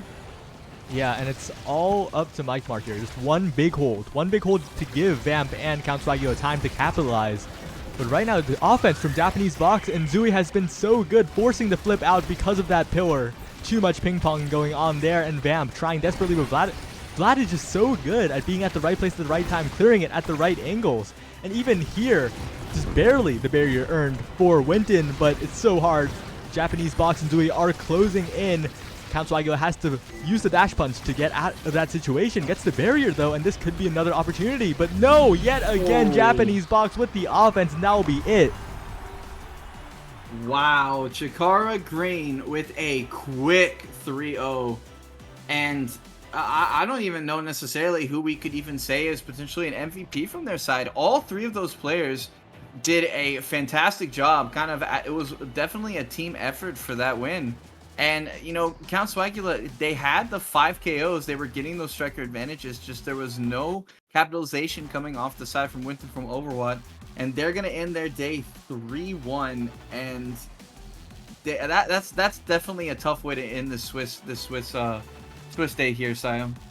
Yeah, definitely tough, but they still made it all the way here. And their consistent performance might be rewarded with one of those extra spots. We'll have to see what happens with those. But Chikara Green, definitely great performance from all three members, as you said. And I heard that 2 of them have reached Challenger after originally being like in that plat low diamond range in like one of the earlier Omega Strikers Amateur series. They improve, they climb, but one of them apparently is still plat, and I couldn't guess who it was because all 3 of them performed. Yeah, I agree. I definitely agree. And you know, Vladilena was extremely impressive on the side of that on the Atlas goalie, especially knowing that they were kind of off their one trick, off their comfort as well. Did a fantastic job. Was very proactive with their primaries. Was kind of able to keep everything forward moving and wasn't wasting their expanses. And then when they get when they got that twin drive, the Cosmic Expanse coming down on repeat, it was really tough. But Chikara Green, congratulations to them. They're going to be moving on to the Invitational as a 4-0 team, and we're going to be getting into this next game here, Saya, as well. Yeah. Who do we have coming up? We have God's Strongest Plats versus Growth Mindset, and these are some names that I have seen and I haven't seen. Growth Mindset, actually, a team that I've seen for quite a bit. Numbat actually won the coaching tournament the other day, coached by Daftgrass and the Joker alongside Kyachi and Blackbirds. Yeah, okay, so they're coming off of a win. They're ready here and ready to go as well. I know Satiric, Niju, and Twisty I definitely recognize a few of those names, but we'll see if which team's going to be able to kind of take this 4-0 and take their spot as we get into the second game right off the bat. And you know, the viewers are going to see this when it comes up, but we do have another Atlas Lab game, and I'm assuming that Luna is Niju here as well. So, but already you can kind of see some damage coming out on the side of God's Strongest Splats right off, based off their hovers. Yeah, definitely a great comp for Atlas's Labs. And Tar taken off the table, not a surprise. This character is a little bit strong, I think a lot of people would say. A little bit, yeah. Absolutely. The Julie Bent coming down as well. There's a Juno hover as well. Drakkar coming from both sides. Asher and X. And then Luna, we know for the side of Gons. And Luna on both sides. Interesting. So the only difference here that we can see is that Asher and X picks. Be really curious to see if it's Asher or Drakkar on the goalie side. Unfortunately, I don't necessarily know which one is the goalie for them. It does look like just kidding. Luna goalie. Fun to see. So we see Luna goalie, Drek goalie, and our awakenings are Orb Replicator and Chrono Boost here. So not a whole lot of damage out from the awakenings themselves. We'll be seeing some potential orb builds coming out as well, as the first barrier of the game already goes to the side of Growth Mindset here. Quickly answered by God's Strongest Splats as well. Twisty there sitting up with the X, gets that Strike War win. And right up the gate here side, we can see that health bars are going down low really quickly. We even lose somebody right off the gate as well. Yeah, a bit of a hasty play coming out from Dojinshi Lover, but I think a big difference is one of the Lunas took Chrono Boost, and that is unfortunately a completely useless awakening on Luna, while the one on the other side, on Growth Mindset side, took Orb Replicator, which is kind of very good, especially when those Orb Awakenings start appearing on the draft. Yeah, definitely. That is really tough to be sticking with the Chrono Boost, as Numbat gets that pass down to I think, is that Evo? I'm gonna call them Evo. And the nice corner snipe there, and it's going to be Growth Mindset taking the 1-0 lead right out the in this first set here, Sire. Yeah, big lead for Growth Mindset. And the Luna on their side, Dojinshi Lover has the flip. They don't even need it. They get 2 barriers for what seems like free. They do lose a teammate, but Numbat, this Drakkar has been a menace throughout Knowledge Gap, I think 2 days ago, and no, not even 2 days ago. What am I misremembering? They won yesterday. Fresh off that victory, has the flip. That nuke goes completely wide, and, well, their defense is holding up, while even the center detonation by Twisty won't be enough to take Numbat off the field. Yeah, Growth Mindset is just living. Numbat is playing a little bit of League of Legends here. Definitely living through everything that the side of God's Strongest Splats can sit at them. That was a very dangerous situation, with Asher getting the core up front, and they're going to get another opportunity, and again, they're going to hit that bottom corner. Satiric not really able to get down there and get the shotgun down, and it's going to be 2-0 here for the side of Growth Mindset. They're doing a fantastic job of controlling this core, of controlling the health bars, and not dying when they're getting low, and it's paying off dividends for them as they have complete control of this game so far, Sire. Yeah, and I think the big thing is that they're not panicking. Look at that save. Like, striking it through the X special, not panicking, not striking early, just waiting for that strike to come in. And with that KO, there's farther and farther in the advantage. And when the opposing team has their health bars low, they just play it so safe. Evo and Numbat will probably survive for a lot longer. Elusiving for the, barely getting taken out after the elusive has ended. But elusiving for the orb, playing very safe. The Jinchi Lover continuing to manage to get these saves, and importantly, not using eject button. Yeah, they definitely, you know, we see X going down, actually. I couldn't tell if that was the X or the Invisible Drakkar, but they're definitely able to utilize their abilities properly, but Strike Shot not really able to get up to that top side. And who did we say that Luna was? Niju is able to actually snipe the top corner and get that first goal for the side of God's Strongest Splats. But it's going to be a long road here to get back in this set, Saya, as they do have to pull the full complete reverse sweep to make it happen. Yeah, and Twisty's beating up Jin over there, but Numbat and Evo are lurking. They are just ready to pounce on the core at any opportunity. Numbat trying to pass it up. Evo staggered, getting a shot off at the very least. Satiric managing to dribble off the top of the goal, not letting it go in. But Numbat just holding down the middle. They break the center, don't want to get trapped on that top side lane that it creates. They get a barrier as well, but Evo respawns and Numbat half health but still surviving. And Dojinshi Lover continuing to be able to deflect the core away from the barrier, get the passes forward, not missing a dash so far. And that Luna dash, if you miss it, you're just flying off into the abyss with the strike shot. So very, very good on them to do that. But Twisty, what a dash into flip. A controlled play, looks at the Luna, says, you don't have dash, you're not saving this. And it's already 2-2. Wow, yeah, and like I said, long road to get back. They do have no evade, so this is going to be very, very, very dangerous for them, as Luna can delete someone off the map quicker than you can blink. And we already see both barriers going down. This is going to be an opportunity, but oh my goodness, Twisty does a fantastic job. That bull rush with the chrono boost coming through, getting the extra range, and was able to get the barrier. But already, I mean, it's just growth mindset is able to get this core control and get it up the field with such consistency. It's causing a lot of problems for God's Strongest Plat on the defensive end.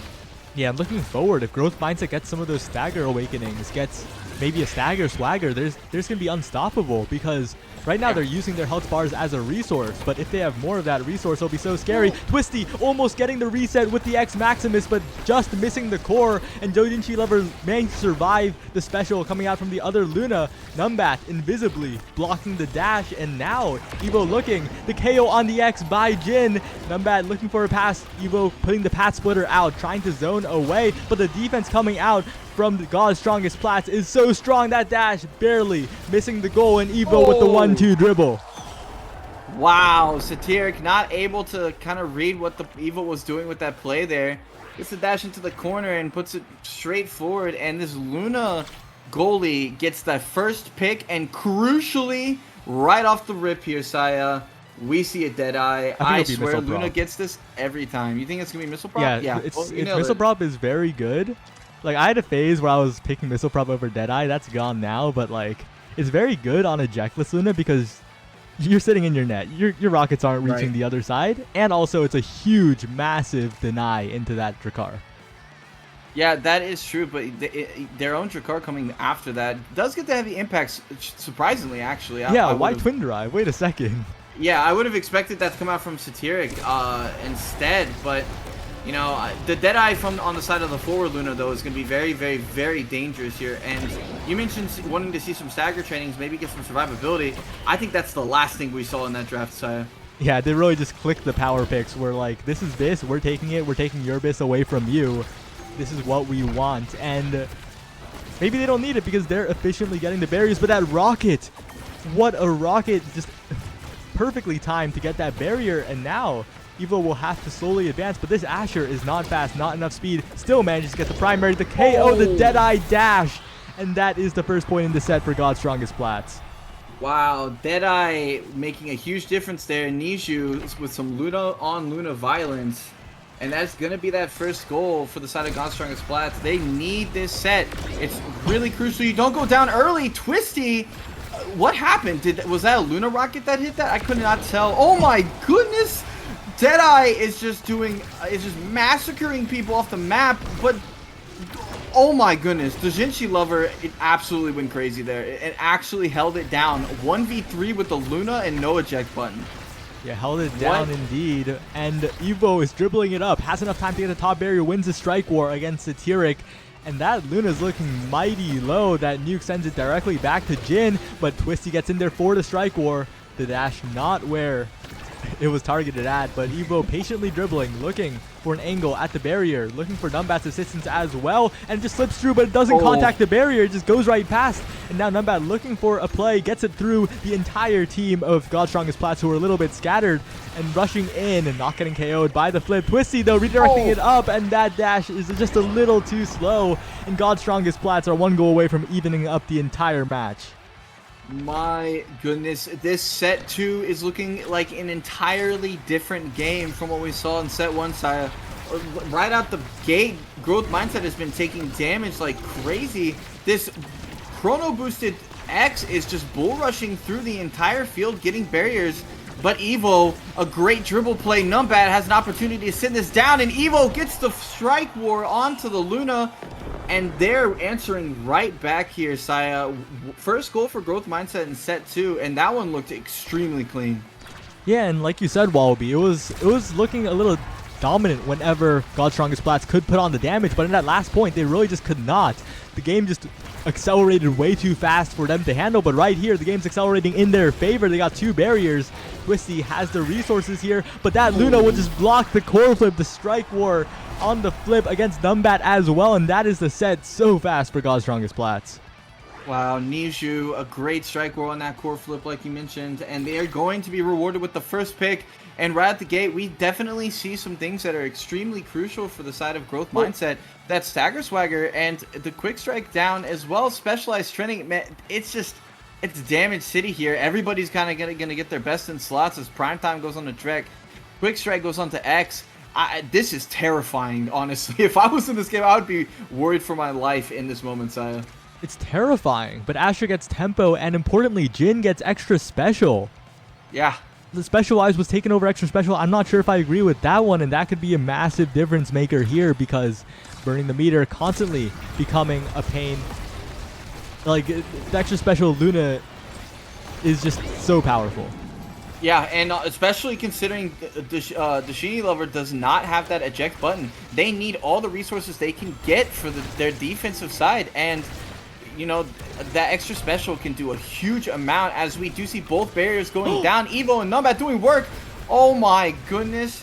That primary coming off of the side wall looking for the goal, but now Dashini Lover is in trouble here as Growth Mindset loses their 2 barriers back. Numbat doing a little striking off cooldown, and that's going to be Twisty taking the first goal. I mean, it looked like it was guaranteed for Growth Mindset, but God's Strongest Plats come back and Colin emotes come out as the first goal of set 3 goes down in their favor. Yeah, Growth Mindset just could not keep the ball rolling. Jin, fantastic on the defense, but there's only so much a little Luna can do.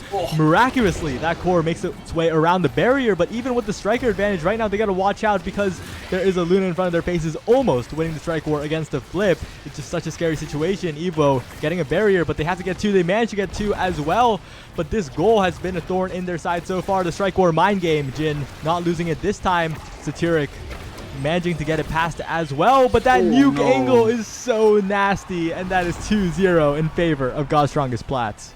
Wow, not a whole lot Dashini Lover could do in that situation. I don't think an up clear probably would have gotten in away that well. You always in danger of that Luna secondary, the dash coming through. It's very, very scary situation. Nice save from Dashini Lover as Evo is looking to get both barriers and does. Evo has been doing a fantastic job, Saya, of just controlling the core and getting barriers almost every single time they end up getting the core upfield. It's been extremely impressive, and they're putting so much pressure down on God's Strongest Plats, but you know what? Luna doesn't care. Niju dashes from all the way across the field and gets the 3rd goal, set 2 to God's Strongest Plats, and they're looking to run away with this one, Saya. Yeah, and Growth Mindset is so good at getting those barriers, but that last leg, the last moment where you need to get the goal itself, the defense from Satiric, the offense from the Luna, and of course the consistent disruption that is created by the X is just too much, and now the Luna picks up build different. That special is hitting ridiculously hard, but that big fish is what I'm looking at, because and that could be the difference maker. Too. Yeah, that too. I mean, honestly, I don't necessarily think that God's Strongest Plats came out of this winning. I think they end up losing, actually. Big Fish, Rapid Fire. I mean, Orb Dancer is kind of mediocre, especially with how much people are dying, but those are 2 crucial awakenings here for the side of, you know, Growth Mindset. I think this could kind of go either way in this situation after that draft. Yeah, and that absolute size from Evo has been the difference so far here, winning the strike wars, getting that massive primary, but now slowly being chipped down. That Lunar Rocket trying to advance the core from Jin, but Twisty gets the KO, and now it's all up to Numbat. Numbat needs to make a play here for the shotgun body block by Twisty. Satiric consistently defending here. Numbat trying to slow them down, succeeding in doing so, and Evo comes back, but gotta watch that health bar because that Luna special is just gonna erase it in an instant. Yeah, great job from Numbat Dashini Lover managing to keep the core out of away from that last barrier. And Evo already was doing a great job of winning Strike Wars, controlling the core. With this size has been just an absolute menace, but Niju gets that great rocket from Luna, and it's going to be 2 open goals now, and this is looking extremely dangerous for Growth Mindset here. Saya, as the Luna goes flying past, Numbat gets the Strike War on the core flip, and oh my goodness, they kept that out. I cannot believe it, but oh my goodness, it's going to go in as Drakkar loses their life. Twisty finishes it up. That was a very hectic play there, Saya. Yeah, and the low-hanging fruit there is like, oh, just take eject button. But I'm going to go a little bit further than that, okay? Like, even if you don't want to take eject button, Strike Shot is probably the worst in slot gear for goalie Luna. Like, yeah. Momentum Boots is fine. Pauldrons, especially with the buff, is fine. Strike Shot is like ridiculously, like, you're not getting any value for your money there. Yeah, I can see the potential worth coming out for maybe getting that extra projectile is Twisty. A great bull rush up into the Strike War, into Dashini Lover. And, I mean, I can see maybe wanting that extra resource, but it's just not really working out for them, as it's going to be Growth Mindset on their last legs here. And God's Strongest Splats are trying to kind of prove the name right as they're here trying to finish out this 4-0. Numbat trying to get this out, and unfortunately Evo goes with a little bit of a wasted core flip. They're trying to dribble it upfield, but Satiric does a fantastic job of getting that shotgun down. And Evo is just not able to get that consistency they were finding in the first few sets here, even with that size. And right now, it's just pure core control in favor of God's Strongest Splats, as that last barrier does indeed go down for them. Yeah, but they get that crucial KO on the X, and now Evo winning the Strike Wars, getting it past, using that big fish, but a little bit hasty on that one, and that is an opportunity that is in the favor of God's Strongest Splats, but the goal is open. Numbat trying to get a pass through, Evo trying to win a Strike War, but Twisty is in there with the defense. The dash range is ridiculous, but Evo not able to Strike War past the Luna, body blocking a rocket, and that could be a huge difference maker here. Numbat trying to get it past as well, but hit stunned up, not able to get it past Twisty here, blocked by the dash from Jin. Looking for a rocket, but Satiric is ready for it. And now Jin needs to use this flip to great effect here, as it is looking so dangerous. The core flying up. The flip out, looking for a pass to Numbat. The health bar of the Luna so desperately low, but Satiric still managing to save it. So proactive, moving in front of the play, not letting Evo get a handle on it too early. The passing plays come out, but Satiric still not fooled. Incredible defense. The shotgun comes out yet again, and yet again it is saved by just a strike. And finally the pass splitter into strike will make a goal for Evo, but that was like 20 opportunities. Yeah, I mean, Dashini Lover doing a great job of fighting off the X, getting that core up to his forwards. But honestly, Evo and Numbat, they're going to need to see a little bit more consistency getting the goals down against Satiric, as right off the rip, Growth Mindset loses one of their members, and Dashini Lover is also going to be going down. This is all on Numbat here, and they get the barrier. The core flip comes out, doesn't do anything. Evo is sitting there as well down below, and they're going to have abilities to get this out. And right now, Growth Mindset gets a second barrier. They have been at a striker disadvantage this entire round here, Saya, and yet somehow they are winning the barriers, and they're shooting at an empty net right now. And that pass splitter dribble could be huge, getting possession in the hands of Numbat, but the Jin just loses to the Luna there, and that could be the difference here. But Evo trying to make sure this point will go further, but Twisty with the dash, jump scaring Jin, and that is going to be it. God's Strongest Plats, 4-0. Wow, Twisty coming in with that huge X dash range, and that's going to be putting the game away. They've been making great plays with that bull rush the entire game, and what a fitting way to honestly end it. That was an extremely impressive game from both sides here. I mean, some crazy defensive holds. Evo was doing a fantastic job, 5 goals getting that down. Numbat was doing, you know, as strong as a job they possibly could have, trying to provide that secondary goalie help for Dashini Lover. But at the end of the day, I mean, it comes down to Twisty and Niju were just doing a fantastic job of putting that core away, Saya, and converting it whenever the barriers went down. Yeah, just incredible conversion effectiveness, definitely. The side of Growth Mindset could take down those barriers so efficiently. They were so good in getting those barriers, winning those strike wars for them, but as soon as they went down, Satiric just turned into a complete wall and just deflected all of their opportunities. Yeah, no, very, very true. And, you know, congratulations here to God Strongest Blast. They're going to go away with that 4-0. They get into the Invitational. And honestly, what a interesting team to watch coming up here in the future. Satir, Twisty, and Niju all playing extremely well. I think Numbat, Evo, and Dashini Love are also playing extremely well on their side. On top of that, but Growth Mindset will be falling to 3-1. And, you know, right now we've seen two kind of, you know, a 3-1 on the side of God Strongest Blast, a 3-0 to start it. Definitely sort of, not fully one-sided, but, you know, kind of quick matches so far here. I'll be really interested to see if maybe we see some kind of closer games as we continue to move forward. Yep, and we have our final matchup on the board here. It is actually a 3-0 versus a 2-1, so the 2-1 team is purely playing to be the spoiler for the 3-0 team. Struggle Bus versus Reverse Sweep. Yeah, and we've seen Struggle Bus already on stream. Kribis, Shadow, and Disrespect. They are definitely some people to watch out for. They were doing a fantastic job. Chibi having an incredible Vice, doing some really good strike warring on the side of the net. So the goalie for the side of Reverse Sweep is definitely going to have to be kind of looking out for that. And you know, is there anything that you know so far, Saya, from these two teams that really stands out to you?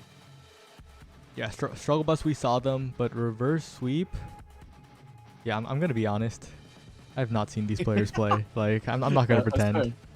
Like, they've probably been on an OSAS stream. I definitely recognize the name Reverse Sweep. Definitely a fan favorite that people have been saying in the chat.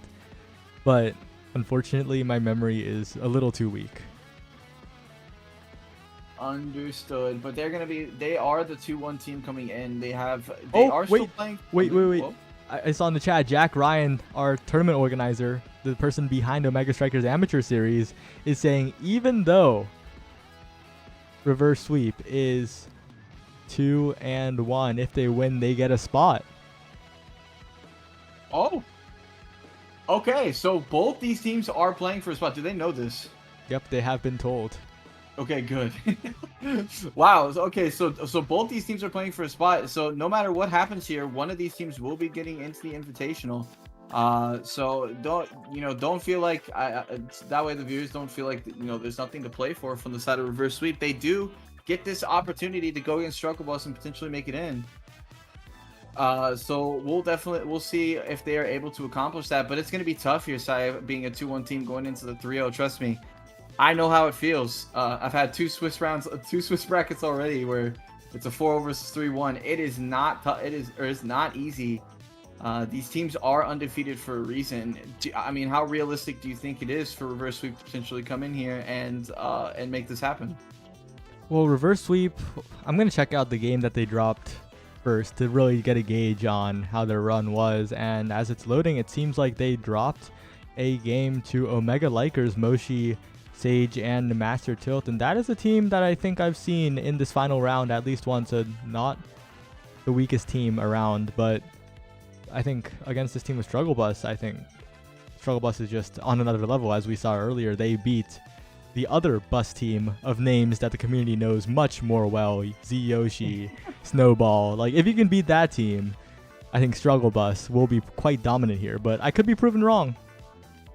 Yeah, no, definitely. And I mean, it can be really tough, but as we get into this game here, we'll be able to see if they can pull this off. Oh, it looks like Winton did 3-0 Mega Likers, so which is the team that ended up being Reverse Sweep. And we do see an Amy's app, and right off the rip, is this the Storm that we know? Is this no, the Storm it is that we not know, Storm TFT. Okay, not the same Storm. So, but right off the rip, you can see that Rasmus already being hovered for that Amy's app, trying to do a little bit of fishing. I don't know how realistic that is that it gets through, as we see the Atlas ban, potentially maybe a twin drive start on the Awakenings, but no. No fishing today for Storm. Julie instead is going to be what the brawler ends up going with, and we do see that Luna goalie again. Lots of Luna goalies so far here, Sai. I know you probably are a fan of that. Yeah, I'm a fan of that, but all these Luna goalies are using eject button. I kind of respect Jin for using the strike shot at this point because they're breaking convention at the very least, you know? But both of these comps looking to kill. The Julie Vice forwards are mirrored here. Kai and Luna, difference in the goalies. We're heading into the final game of the Omega Strikers Amateur Series Open bracket editions. And these teams are fighting for a spot into the Invitational, so this is it. This is the final guaranteed spot on the table. Yeah, and on the side of Struggle Bus, we do see them on red. Disrespect, Kribis, and Shadow PR in the net, and they're going to be going up against Reverse Sweep, who's got Storm, Cero, and Ant C. So, you know, we'll see if they're going to be able to kind of handle this down as the 2-1 team. Already, they're a little bit on their back foot here as Disrespect continues to keep this forward, and they put down the ult as well. And, you know, right now, Struggle Bus has been kind of dominant on the core control side here, Sai. Yeah, but Ant-C has been so good at those strike wars, right in front of the barrier, winning against Kribis, using that rocket for that assisted strike war win as well. Great fundamental Luna goalie gameplay, but is a little bit hasty there. Shadow PR runs all the way up, and the snipe by Kribis. And that is the first goal to Struggle Bus. This is the gameplay that we were looking to see from this team. Wow, yeah, Shadow PR did not even look. Eject button was able to come forward, get the barrier, put the pressure down, and a goal immediately come out. And as we talk about these awakenings coming forward here, extra special in prime time. Oh my goodness, as we do lose to Julie on the side of Struggle Bus as well already. This is going to be an opportunity here for Reverse Sweep to try to get this barrier, but Kribis is just holding it down. Yeah, I mean, right now, the striker advantage that was there for Reverse Sweep just completely nullified already. Yeah, and Shadow PR notably using the eject Kai goalie, an option that some people have trended towards as the current iteration of Strike Shot is a little bit unfortunate. The slower speed is a little awkward to use, so... And so far they've been using the great effect too, like running up in the midfield like this, being that midfielder for the two stuffers effectively. When Kribis has the stun, when Kribis has the special, the back pass as well. This team of Struggle Bus is just so coordinated. Yeah, they're doing a fantastic job. And another important thing to note here with that Kai eject button is Primetime does kind of allow them to be a lot more aggressive with their usage of, you know, the eject button of their secondary to kind of move forward and potentially get a barrier. They'll constantly have one up for defense as well. So not really a whole lot lost on the side of resources, but we do see Kribis going down to a singular primary from Storm here. And that is really unfortunate for the side of Struggle Bus, but Reverse Sweep, again, not really able to get anything out of it despite having the 1v3 situation, and instead they lose their Julie immediately following, and Disrespect gets that KO, and right now, oh no. What an angle by that Juliet special, and yeah, Shadow PR using that eject button to great effect. It broke the angles of Storm with that special on the top side as well, and Struggle Bus is just, I don't know, they're just so good individually, they're so good together, and even when they eat a little too much damage, when they have no meter, they get taken out, they're still showing that they are currently the better team that's performing better in this game so far. Absolutely. Reverse Sweep, they're doing their best, but already down 2. They're playing for their own spot in this situation, so there's definitely something to play for here. But, you know, Storm kind of moves up. They're trying to get this goal, but they lose Cero instead. And now Kribis and Disrespect on the attack here with the resources. Shadow holding the backside for Kribis. And that punch comes down, the Furious Fist, and... you hate to see it, Sion. Not like this. That angle... You hate to see it. So unfortunate. And that's a huge draft coming up for Struggle Bus, especially in this meta, in this patch cycle, where the carousel has so many options for KO comps. Right here, we'll see what is opted for. Maybe the Twin Drive. Yup, if you're an Eject Kai player, that Twin Drive is calling to you. Oh yeah. Now, I mean, especially considering that they already have prime time, they're gonna have double, you know, double resources on both sides. The 1-2 punch coming from the side of Julie as well. Aerials, you know, definitely kind of solid. I probably would have preferred to see a rapid fire pick there, but Castellas Reverberation, not a whole lot coming out for Reverse Sweep, and they are definitely already falling very far behind in these drafts here, so. Yeah, they're falling behind, but at the very least, they picked up the stun duration for Storm. They picked up the stagger on both members, but right now, Disrespect trying to make that a non-existent factor, but ANC getting the barrier. Disrespect getting the core again. That bounce was so unfortunate, and Storm, it has to feel bad. 2 goals in a row caused by their abilities. Yeah, I mean, and Vice can be a very difficult, you know, striker to pilot. That Supernova, their special coming down, can put the core into really awkward situations. Your power cord can send that lightning can go into the core, and again put it into really weird angles. But, you know, you've definitely got to kind of keep control of your abilities. The own goals, I mean, even though that wasn't direct own goal, setting up the goal for the side of Struggle Bus here definitely hurts, and trying to get anything to happen to potentially get through with this eject button. But right now, I mean, not only are Struggle Bus playing extremely well and not really living up to their name in this particular situation, but they are also getting every bounce in their favor here, so. Yeah, and they're looking for a passing play. Kribis is so low, but it doesn't matter. And that pressure that Kribis brought by standing there, by being a target for the potential pass from Disrespect, made them hesitate. They didn't do any proactive plays, which just let Disrespect walk up and dash punch it in. Yeah, I mean, it just feels like Struggle Bus is kind of getting everything they want. I mean, I was talking about how I really was hoping for potentially maybe a little bit of a closer game here, but right now this might be the most, you know, the biggest difference we've seen so far, as Disrespect just, I mean, dash punching, going around and getting pretty much everything they want. That Kai comes through, did lose their eject button, but just no pressure really on the Shadow PR for using that eject button forward, and they're continuing to keep this out with really no threat here, Saya. Yeah, but I think the difference has to be Ansi, right? Playing that eject Luna, they have to be the X factor on the offense, especially on a comp with both Vice and Julie Eds. But right there, the defense, not enough. Kribis and Disrespect just hopping in for that fantastic coordinated goal. And that is another set going to the side of Struggle Bus. Another draft in their favor. And we'll see what's coming up because, you know, big fish on the table. Stagger Swagger, stacks on stacks, just giant pickups, Glass Cannon as well. Yeah, definitely some really good options here for Struggle Bus to take. They go for the specialized training. That is definitely more of a deny. I don't necessarily know how much I like that, as peak performance comes out as well. And I'm not going to lie, I don't know if I really know what's coming next. Okay, we do see the big fish pick coming up on the side of Luna. We do see stacks coming from Vice. And we do see Stagger Swagger, notoriously weak Awakening, going last to the Julie on the side of reverse sweep. That actually is a pretty big deal here for Cero. Yeah, this is a completely ridiculously strange draft. What? I don't understand any of this. My only answer is that Disrespect is trying to have a little bit of fun getting that 1-2 punch on the specialized training Julie special. But so far it's working. They're getting the KOs, but giving up size for free and then size being denied from the Luna from their own Julie, definitely something to go over in VOD reviews, I'm sure. Yeah, definitely a little confusing, but a really key point that, oh my goodness, as Disrespect, even though they were staggered, they end up getting the KO, and they're in danger, as well as the barrier going down. Cero is holding it. Oh no, that's really dangerous. Yeah, you can't be doing that. Unfortunately, Ansi, the person I actually wanted to end up talking about, does end up dashing forward, trying to get an aggressive play, but really poorly timed. Probably would have been better off looking for that KO on Disrespect, but as you mentioned here, Saya, it really is going to come down to Ansi trying to maybe potentially get some offensive pressure, as we see Disrespect taking another, and Chibis gets one for free.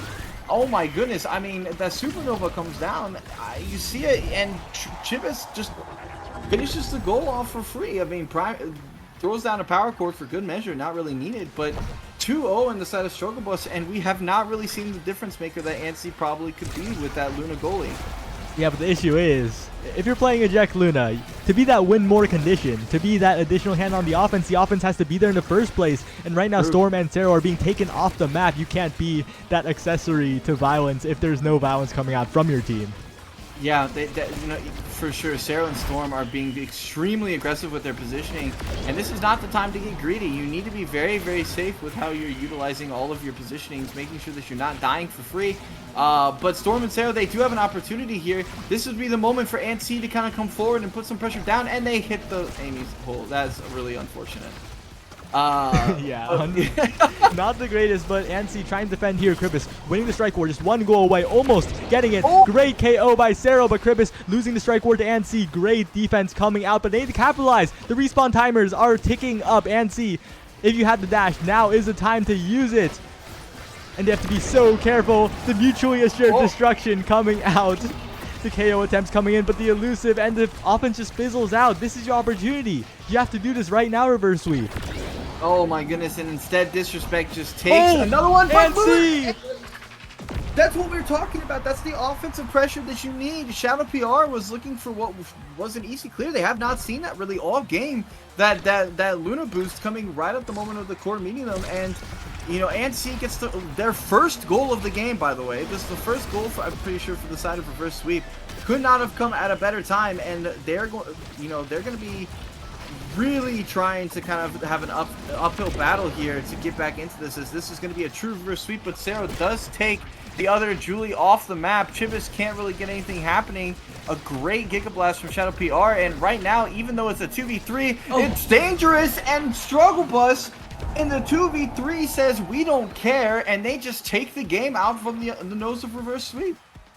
Incredible proactive play says, you can dash forward, well I can just walk forward with this speed boost. Takes revenge for that goal on the last point, and Struggle Bus 4-0. They make it. Wow. Yeah, Struggle Bus, I mean, probably the most dominant performance we saw, you know, since I got on the desk here, and 9 goals to 1. They had control of the game from the very start, never let it up, even though it was pretty close in KOs, 9-8. It definitely felt like, you know, Struggle Bus's KOs were a lot more impactful, and they come away with a much deserved win, move on to the Invitational for a 4-0. Well played to them. Yeah, well played, and that is the final game of the, I guess, regular season, if you could call it that, of the Mega Strikers Amateur Series concluding. And what a wonderful season it was. So many participants, I think every week of it getting like 40 plus entrants, which is absolutely ridiculous. That was amazing.